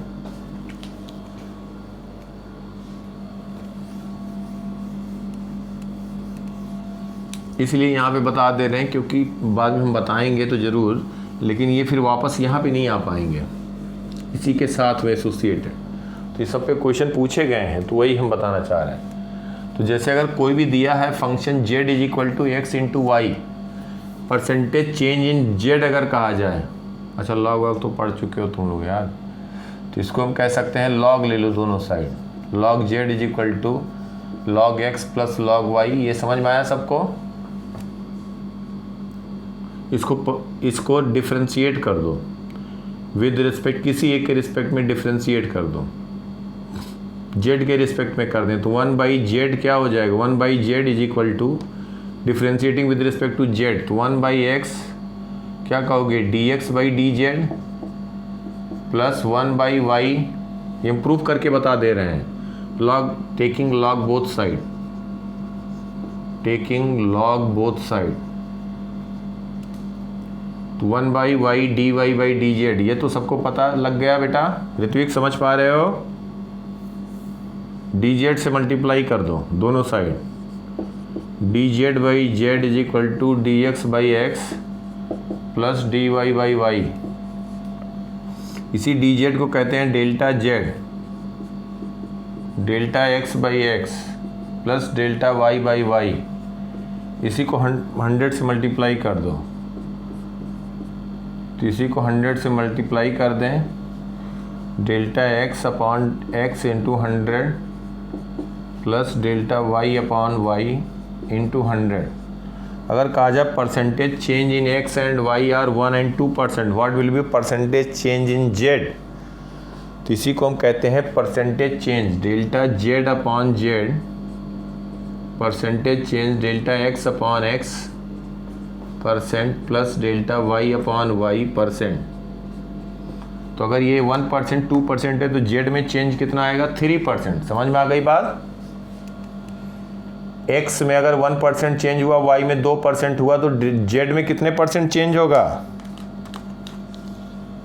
3% होगा। स्क्रीनशॉट लो इसका।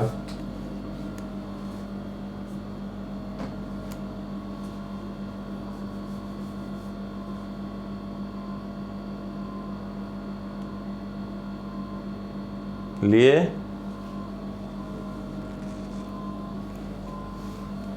इसी को अगर हम कह दें, अगर ये कह दिया जाए z का वैल्यू है x/y, तब क्या कहोगे, z है x/y।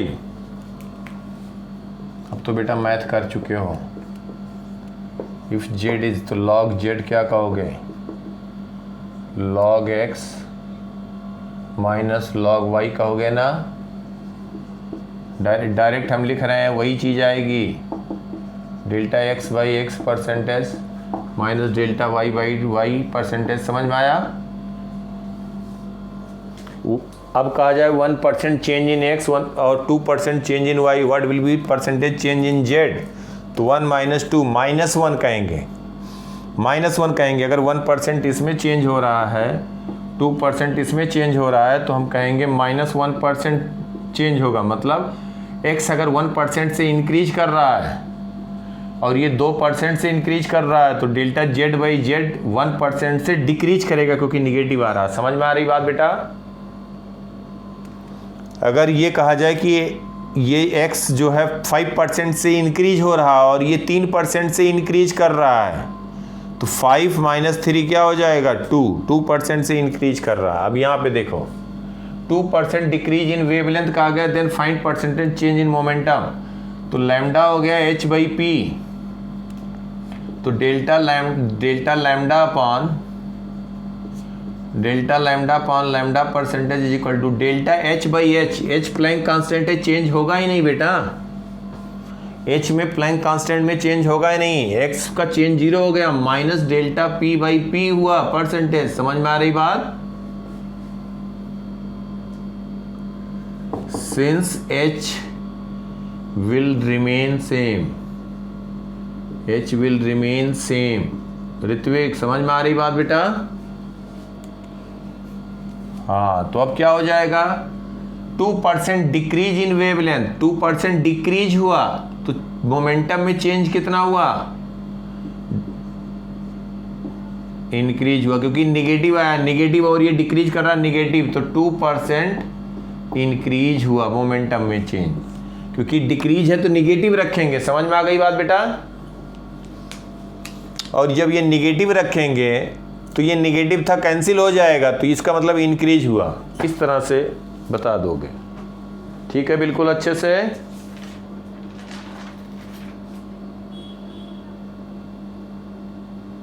बोलो बेटा।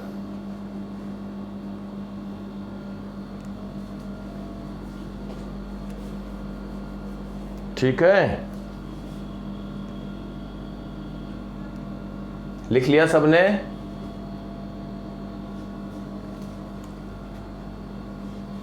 तो इसको मिटाया जाए।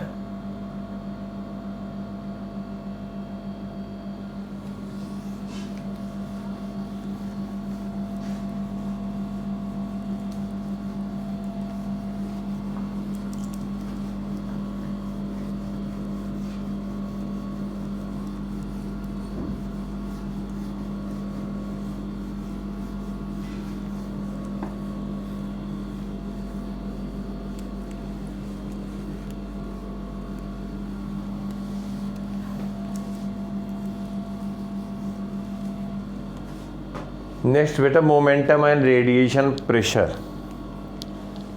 Momentum and radiation pressure.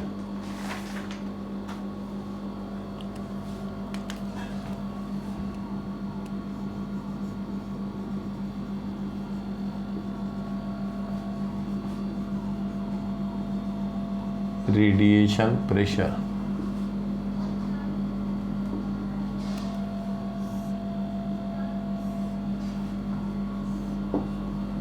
तो यहाँ पे P का टर्म एक आ जाएगा, P रेडिएशन। प्रेशर को हम P रेडिएशन ऐसे दिखाएंगे बेटा, स्मॉल p जब लिखेंगे तो मोमेंटम होगा, मोमेंटम,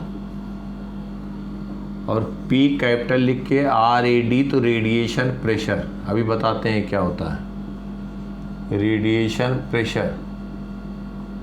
भाई रेडिएशन के कारण फोटॉन अगर किसी सरफेस पे बम्बार्ड किया जाए तो फोर्स लगाएगा, फोर्स लगाएगा तो क्या होगा, force per unit area there will be a pressure, तो उसको हम रेडिएशन प्रेशर कहेंगे। रेडिएशन के कारण, फोटॉन के कारण जो प्रेशर डेवलप हुआ। एक यहाँ पे P डिनोट करेंगे, सिंपल P, इसको हम कहेंगे पावर, जो सोर्स होगा, पावर।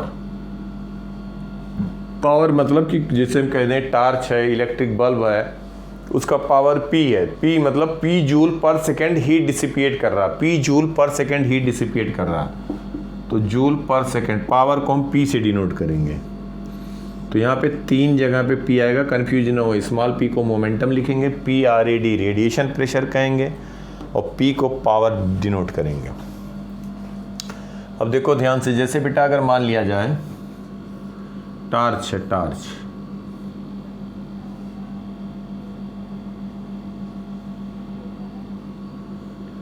पहले टार्च ऐसे ही आता था, और जब हम इसको ऑन करते थे तो लाइट हम यहाँ पे मान लेते हैं पैरेलल बीम, पैरेलल बीम ऐसे लाइट ट्रेवल कर रही है। तो इसमें जो लाइट ट्रेवल कर रही है वो पार्टिकल के फॉर्म में है, जिसको हम फोटॉन नाम दे रहे हैं, फोटॉन। ये हमने कोई सरफेस ले लिया, कोई सरफेस ले रहे हैं, प्लेनर सरफेस, उसके परपेंडिकुलर यहाँ पे कहीं पे हिट कर रहा है, और ये जो सरफेस है, ये टोटल जो भी फोटॉन फॉल हो रहा है, 3 केसेज हो सकते हैं। टोटल एब्जॉर्ब कर ले जितने फोटॉन फॉल हो रहे हैं इस पे, या टोटल रिफ्लेक्ट कर दे, या कुछ परसेंट एब्जॉर्ब कर ले, कुछ परसेंट रिफ्लेक्ट कर दे। यही तो पॉसिबिलिटी है बेटा, बोलो। अब यहाँ पे इसका पावर दिया है P, मतलब जूल पर सेकेंड, या हम कहें वाट। 1 सेकेंड में इतना एनर्जी ये डिसिपिएट कर रहा है, और ये पैरेलल यहाँ पे ट्रेवल कर रही है। तो लाइट ट्रेवल कर रहे हैं in the form of particle, that particle is known as photon. और यहाँ पे कोई सरफेस है, ये सरफेस है, ये एरिया हम कह दें इसको ए, एरिया, ये कोई सरफेस है, फिक्स्ड सरफेस है, उस पर ये जाके फोटॉन फॉल हो रहा है, और अगर ये पूरा फॉल होने के बाद एब्जॉर्ब कर रहा है, if it is completely absorbing, तो हम बता सकते हैं कितना फोर्स इस सरफेस पे लगा रहा होगा, इस फिक्स्ड सरफेस पे कितना फोर्स लगा रहा होगा फोटॉन, और फोर्स पर यूनिट एरिया की बात करेंगे तो that will become pressure. Clear बेटा? अब यहाँ पे देखो कि 1 सेकेंड में पी जूल, तो इसका मतलब फोटॉन जो यहाँ से एमिट हो रहा है, अब ध्यान समझना बेटा, जितने फोटॉन यहाँ से एमिट हो रहे हैं उनका हम यहाँ पे हम कहें कि फोटॉन फॉल होने के बाद इसको एब्जॉर्ब, ये सरफेस एब्जॉर्ब कर लिया, इसका मतलब हुआ कि ये यहाँ पे जाके हिट किया, हिट करने के बाद इसकी वेलोसिटी 0 हो गई, तो rate of change of momentum जो होगा फोटॉन का, that will B force exerted by this wall या सरफेस टू द फोटॉन, और फोटॉन वॉल पे किधर लगाएगा? राइट वर्ड लगाएगा, तो वॉल या सरफेस फोटॉन पे किधर लगाएगा? लेफ्ट वर्ड लगाएगा, राइट। अब बेटा एक बात बताओ कि जो फोटॉन यहां से ट्रेवल कर रहा है, 1 सेकेंड में कितने फोटॉन निकल रहे हैं, कैसे बता सकते हैं? कोई एक हमने एक क्रॉस सेक्शन ले लिया, ये हम कह रहे हैं इस सेक्शन से 1 सेकेंड में कितने फोटॉन जा रहे हैं, तो अगर जो यहां से लाइट एमिट कर रही है उसका वेवलेंथ है लैम्डा, तो हम कह सकते हैं एनर्जी, ई को हम कहेंगे energy of each photon, E will be written as energy of each photon, each photon. एक बात बताओ कि अगर फोटॉन का वेवलेंथ दिया है तो एनर्जी इलेक्ट्रॉन वोल्ट में लिखने के लिए हमने क्या बताया, क्या करोगे? लैम्डा किस में? बोलो बेटा।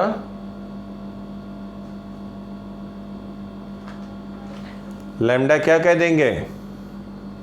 अगर हमें एनर्जी लिखना है, एनर्जी लिखना है नैनोमीटर में, बिल्कुल सही बात है, एनर्जी लिखना है फोटॉन का, तो 1240 अपॉन लैम्डा इन नैनोमीटर, तो will get in electron volt, correct. अब यहाँ पे देखो, एक फोटॉन की एनर्जी कितनी है? Photon of each, energy of each photon, बोलो बेटा Ritvik, energy of each photon, energy of each photon hc by lambda, और इस सेक्शन से 1 सेकेंड में कितनी एनर्जी पास हो रही है? p joule per second, p joule per second, तो number of photon crossing per second कितना हो जाएगा? Number of photon crossing 11 dash, crossing 11 dash per second, P upon, बिल्कुल सही, very good, P upon hc by lambda. Abhishek समझ में आ रही बात?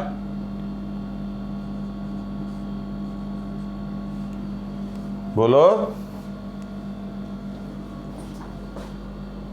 कहाँ चला गया अभिषेक?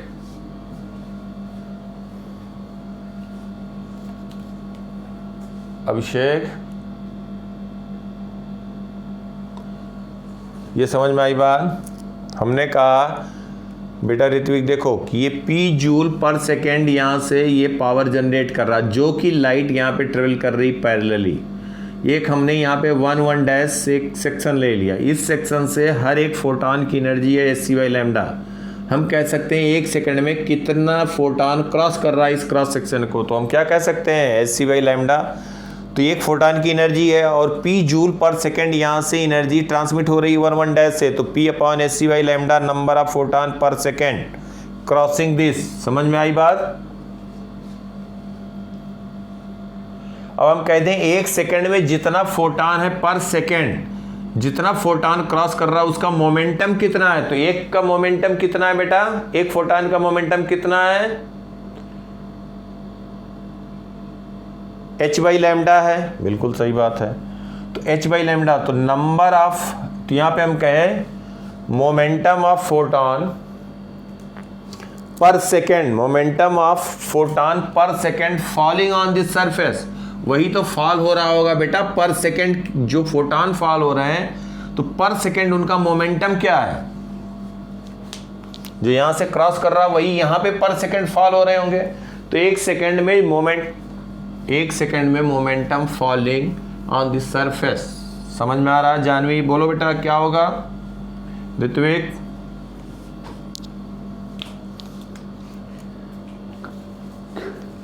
हाँ बिल्कुल सही बात है ऋत्विक। मोमेंटम पर सेकेंड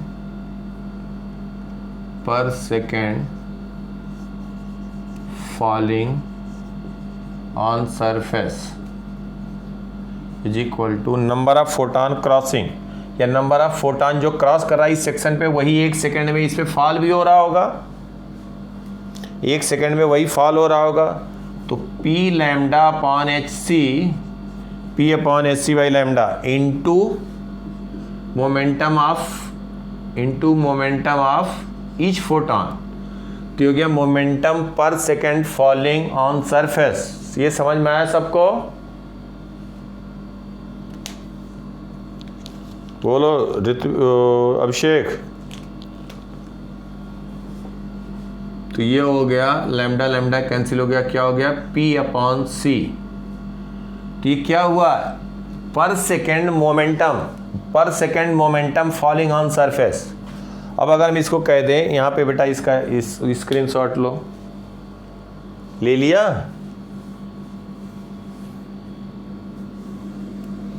अब अगर हम कह दें कि अगर ये परफेक्टली एब्जॉर्बिंग सरफेस है, सरफेस इज परफेक्टली एब्जॉर्बिंग,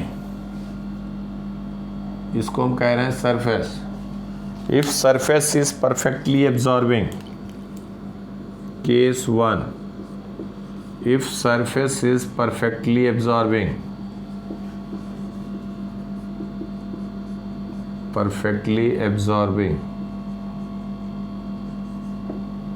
तो force exerted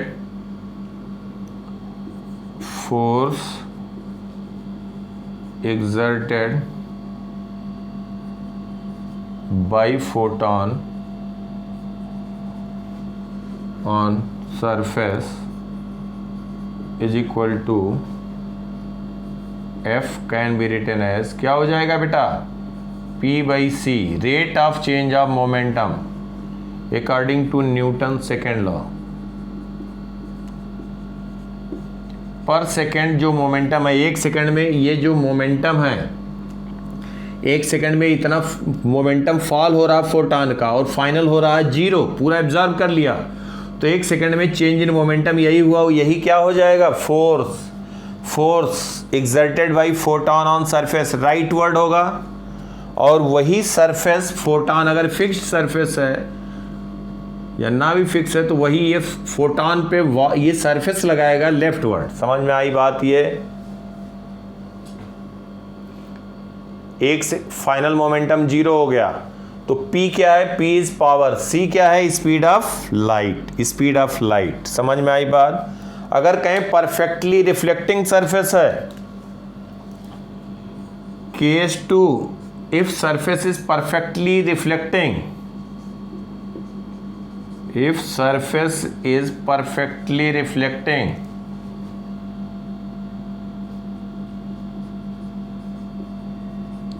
परफेक्टली रिफ्लेक्टिंग, बोलो बेटा।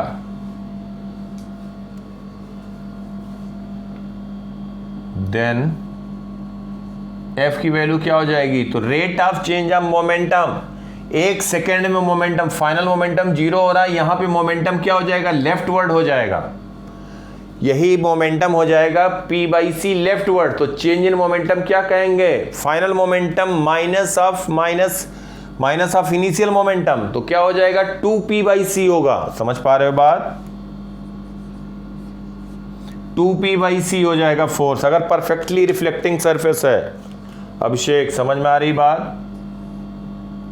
ये सब एकदम बिल्कुल फिक्स एकदम मालूम होना चाहिए। परफेक्टली रिफ्लेक्टिंग सरफेस है तो 2P बाई सी फोर्स हो गया, P P इज पावर। अगर कहा जाए कि मान लो 40% एब्जॉर्ब कर रहा है, 60% रिफ्लेक्ट कर रहा है। 40% एब्जॉर्ब कर रहा है, 60% रिफ्लेक्ट कर रहा है। थर्ड केस, ध्यान समझना बेटा, कुछ नहीं, आसान है यार। इफ 40% हम एक न्यूमेरिक वैल्यू दे दिए, एब्जॉर्बिंग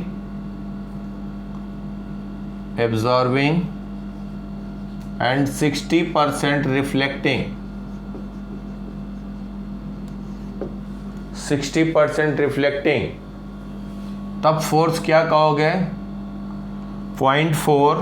100% एब्जॉर्ब करता तो P/C होता, 0.4 P/C। समझ में आ रही बात बेटा? प्लस 60% रिफ्लेक्ट कर रहा है, 0.6 रिफ्लेक्ट कर रहा है, तो 2 × 0.6 P/C, 2 × 0.6 P/C, तो F फोर्स एक्सर्टेड आएगा 0.4 P/C प्लस 1.2 P/C। समझ में आ गई बात? तब फोर्स एक्सर्टेड ये आएगा। 100% एब्जॉर्ब करता तो 0% रिफ्लेक्ट होता, ये टर्म 0 हो जाता, ये 1 हो जाता। 100% रिफ्लेक्ट करता तो ये 1 हो जाता 0.6 की जगह, और ये 0 हो जाता। समझ गए बात? क्लियर बिल्कुल? बोलो। अब ये रेडिएशन फोर्स आया, तीनों केस का रेडिएशन फोर्स हमने लिखा। अब रेडिएशन प्रेशर, तो फोर्स पर यूनिट एरिया लिखेंगे। क्या लिखेंगे? Force per unit area, force per unit area. तो स्क्रीनशॉट लो बेटा, स्क्रीनशॉट लो।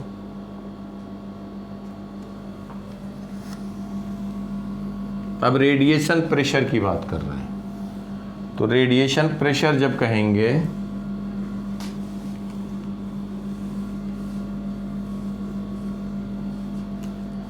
बहुत ही आसान है यार सब, और बहुत इंटरेस्टिंग भी है। देखो, तो रेडिएशन प्रेशर,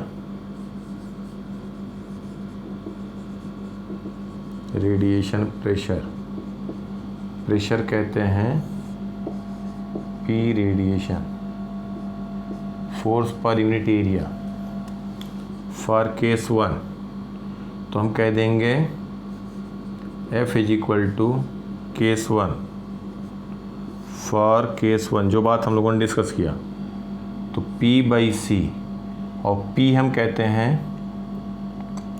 पावर, तो इसको हम क्या करें? एरिया से डिवाइड कर दें, तो F/A, A इज एरिया लिखा था ना बेटा, एरिया, इसका एरिया हम कह रहे हैं A, तो F/A = P/A/C। ये हो गया रेडिएशन प्रेशर, लेफ्ट साइड हो गया रेडिएशन प्रेशर। पावर पर यूनिट एरिया मतलब एनर्जी फॉलिंग पर सेकंड पर यूनिट एरिया, क्या कहते हैं बेटा इसको?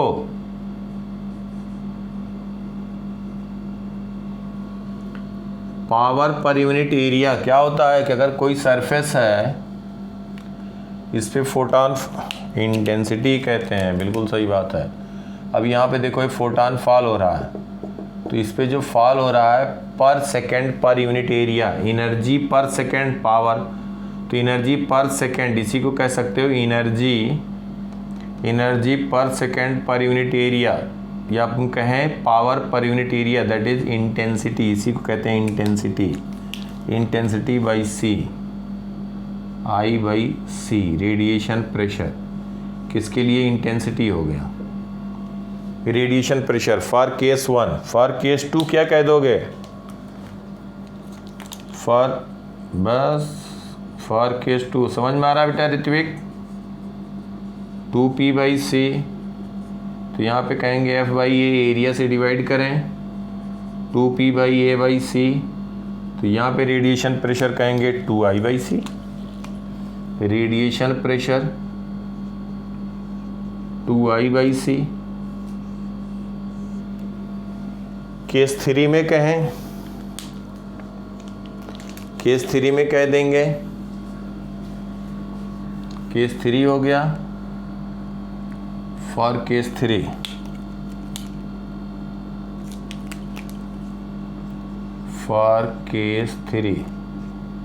पी रेडिएशन, रेडिएशन प्रेशर, तो फोर्स पर यूनिट एरिया, तो 0.4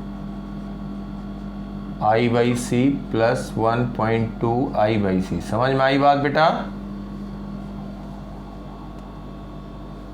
40% 60% तो 1.6 आ गया, ऐसे लिख दिया करेंगे। Radiation pressure, radiation pressure clear बिल्कुल अच्छे से बोलो।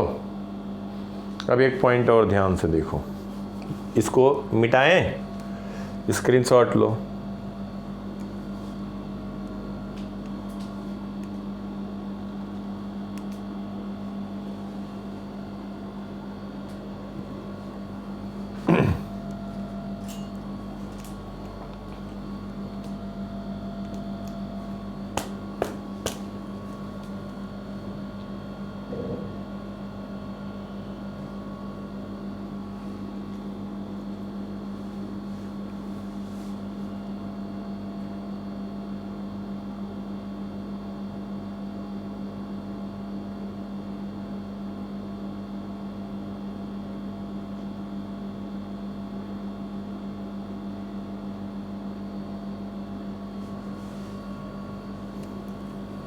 लिख लिया बेटा?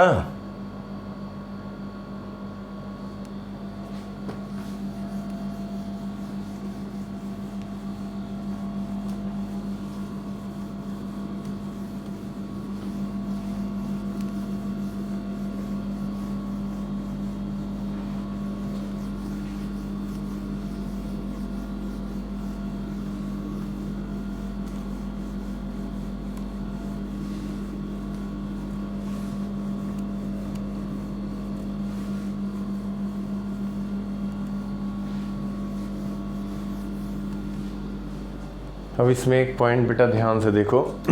अब यहाँ पे हम बताने जा रहे हैं कि मान लो कोई एक ऑब्जेक्ट है, पॉइंट सोर्स है, पॉइंट सोर्स है, सोर्स पॉइंट सोर्स है, इसका पावर है P। तो यहाँ से एनर्जी रेडिएट हो रही है, एनर्जी रेडिएट हो रही है, तो स्फेरिकल शेप में रेडिएट होगी। तो कहीं पे भी हम बात करें R रेडियस पे, इसके रेडियस R के हैं, तो हम ये देखना चाह रहे हैं, इसका मतलब हो गया कि जो भी यहाँ से फॉल हो, ये 1 सेकेंड में P joule energy, P joule per second energy radiate हो रही है। तो इसका मतलब कि अगर हम कोई स्मॉलर रेडियस लें तो इससे भी कहेंगे P joule per second energy यहाँ से ट्रांसमिट हो रही है इस सरफेस से, ऐसा होगा कि नहीं? और यहाँ पे कहें तब भी P जूल होगा पर सेकेंड। ये कि यहाँ पे पार्टिकल फोटॉन जो होगा, लाइट के नेचर जो पार्टिकल कह रहे हैं, इधर डेंसिटी ज़्यादा होगी, इधर डेंसिटी कम हो जाएगी, ऐसा होगा।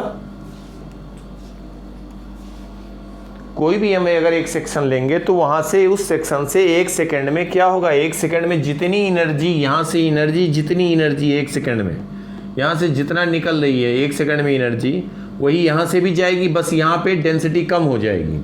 ठीक है बेटा?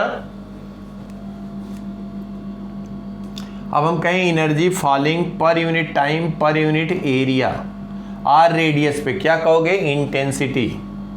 I को कहोगे P, P इसका पावर है 4πr² जूल पर सेकेंड पर metre square.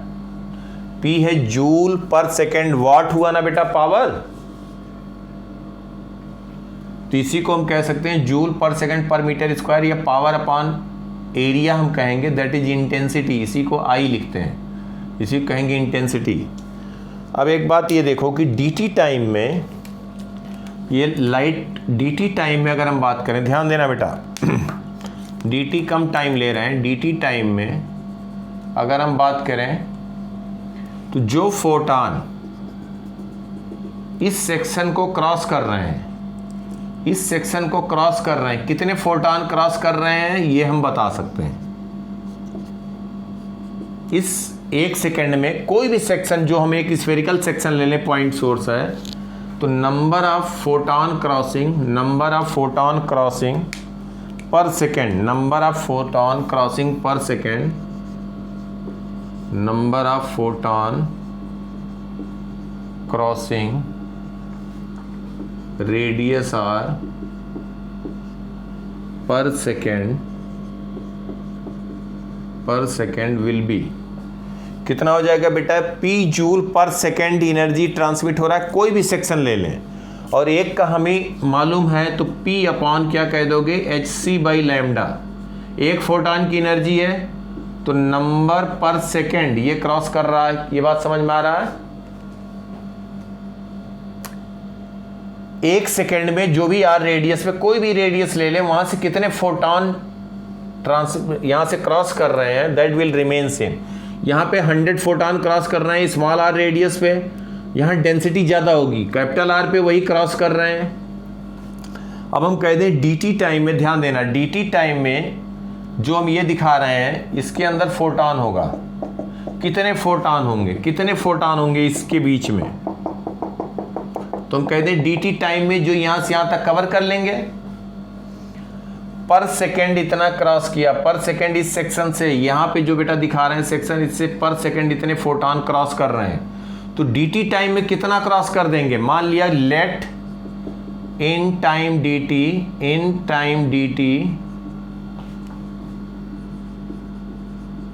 Photon cover distance dr, तो dr क्या कह दोगे, dr is equal to c into D T. ये कहां से आ गया, c is speed of light.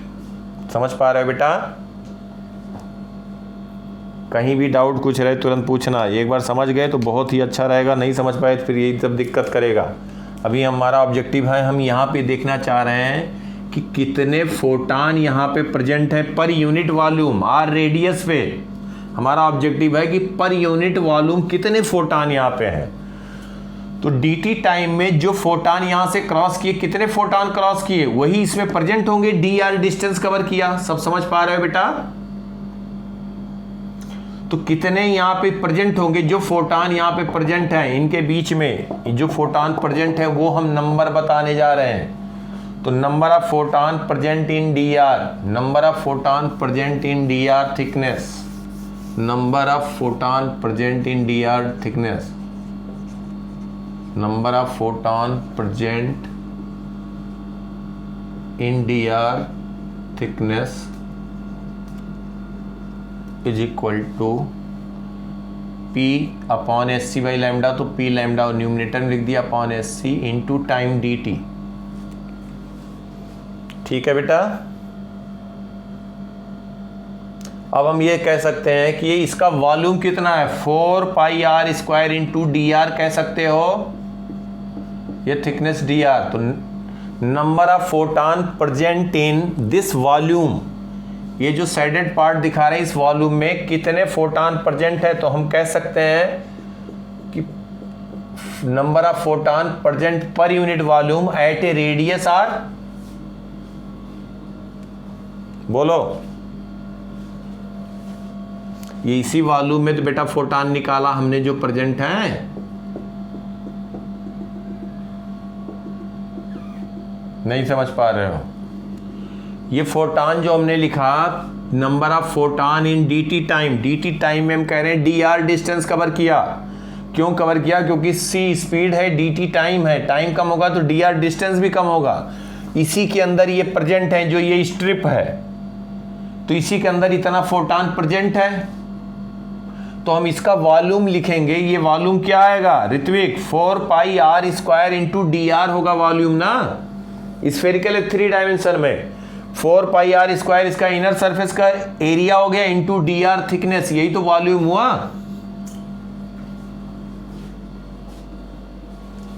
अभिषेक समझ में आ रही बात है?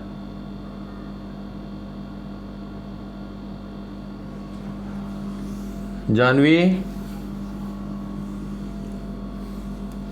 तो number of photon present in D R thickness, तो हम कहते हैं कि number of photon number of photon per unit volume at radius r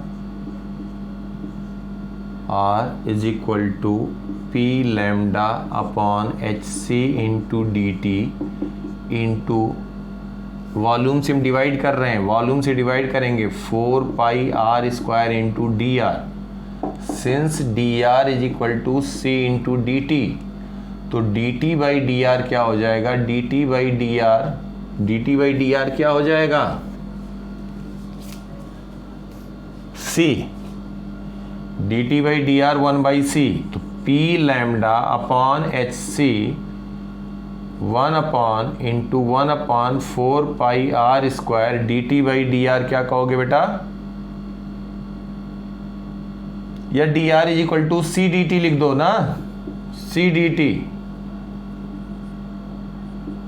तो डी टी कैंसिल हुआ, तो इसको कह सकते हैं P lambda upon 4 pi R square H into C square, ये वैल्यू आई। P upon 4 pi R square को कहते हैं इंटेंसिटी, क्या कहते हैं, इंटेंसिटी कहेंगे। ये क्या हुआ, number of photon per unit volume, तो इसको और सिंप्लीफाइड फॉर्म में लिख सकते हैं, तो इसको हम कहेंगे intensity I upon P upon 4 pi R square, और लैम्डा को हम किसके टर्म में लिख दें, देखो ध्यान से, I into lambda upon lambda upon H C square, तो एच सी बाई लैम्डा क्या लिख सकते हो बेटा, I upon H C by lambda into C, H C by lambda क्या है, energy of,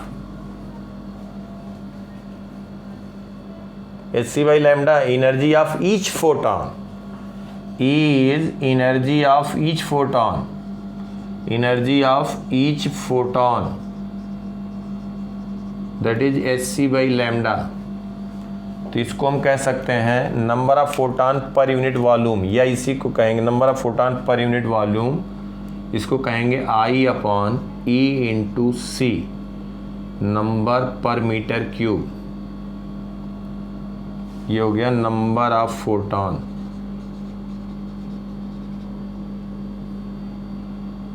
eight R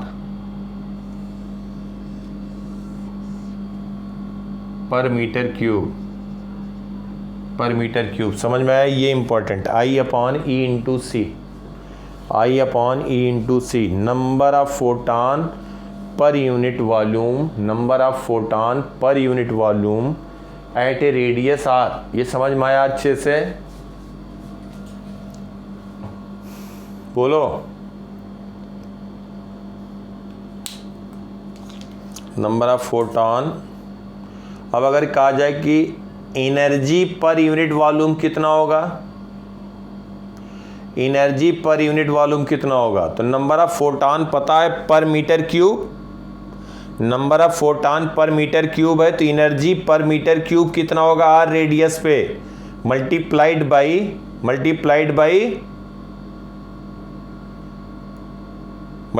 by अगर कहीं ये नंबर ऑफ फोटॉन आया, नंबर ऑफ फोटॉन क्या आया,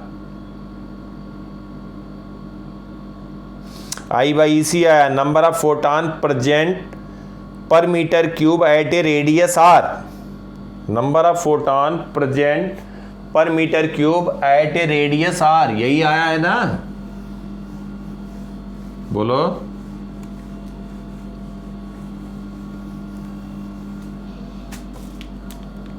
नंबर ऑफ फोटॉन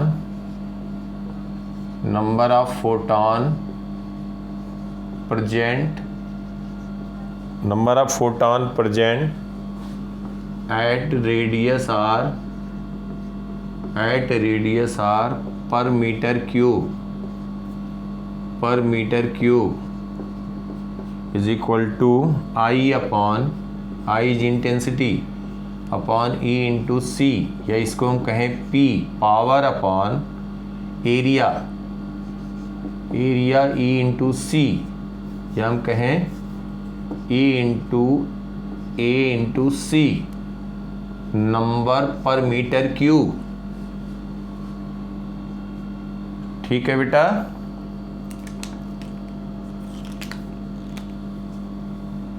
बोलो। अगर हम कह दें कि एनर्जी कितना होगा, energy per metre cube energy कितना है, तो इसका मतलब नंबर ऑफ फोटान पर मीटर क्यूब के अंदर, 1 मीटर क्यूब के अंदर नंबर जितने हैं फोटान हमें पता है। अब हम कहें पर उस 1 मीटर क्यूब में कितनी एनर्जी है, तो हर एक फोटान की एनर्जी से मल्टीप्लाई कर देना बेटा। बोलो,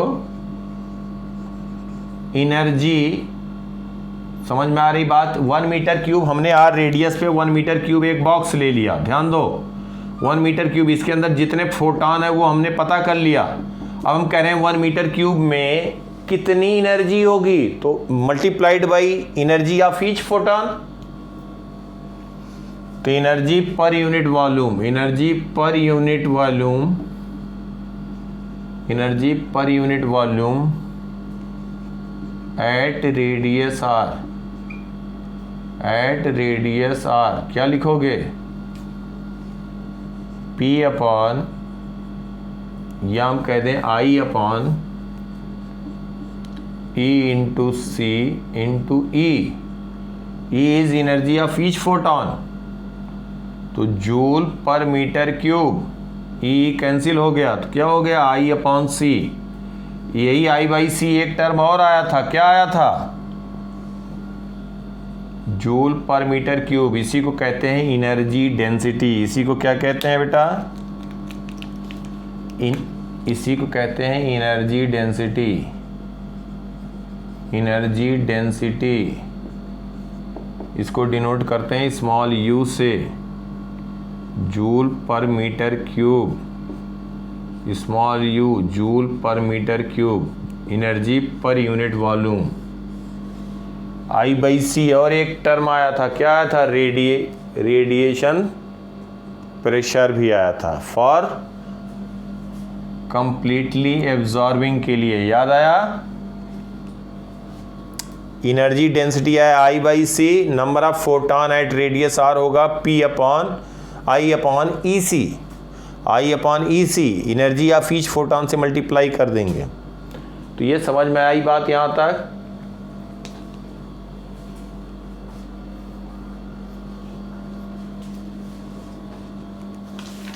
ये बताओ एस.सी. वर्मा की बुक आप लोग रिफ़र करते हो स्कूल वगैरह के लिए कि नहीं?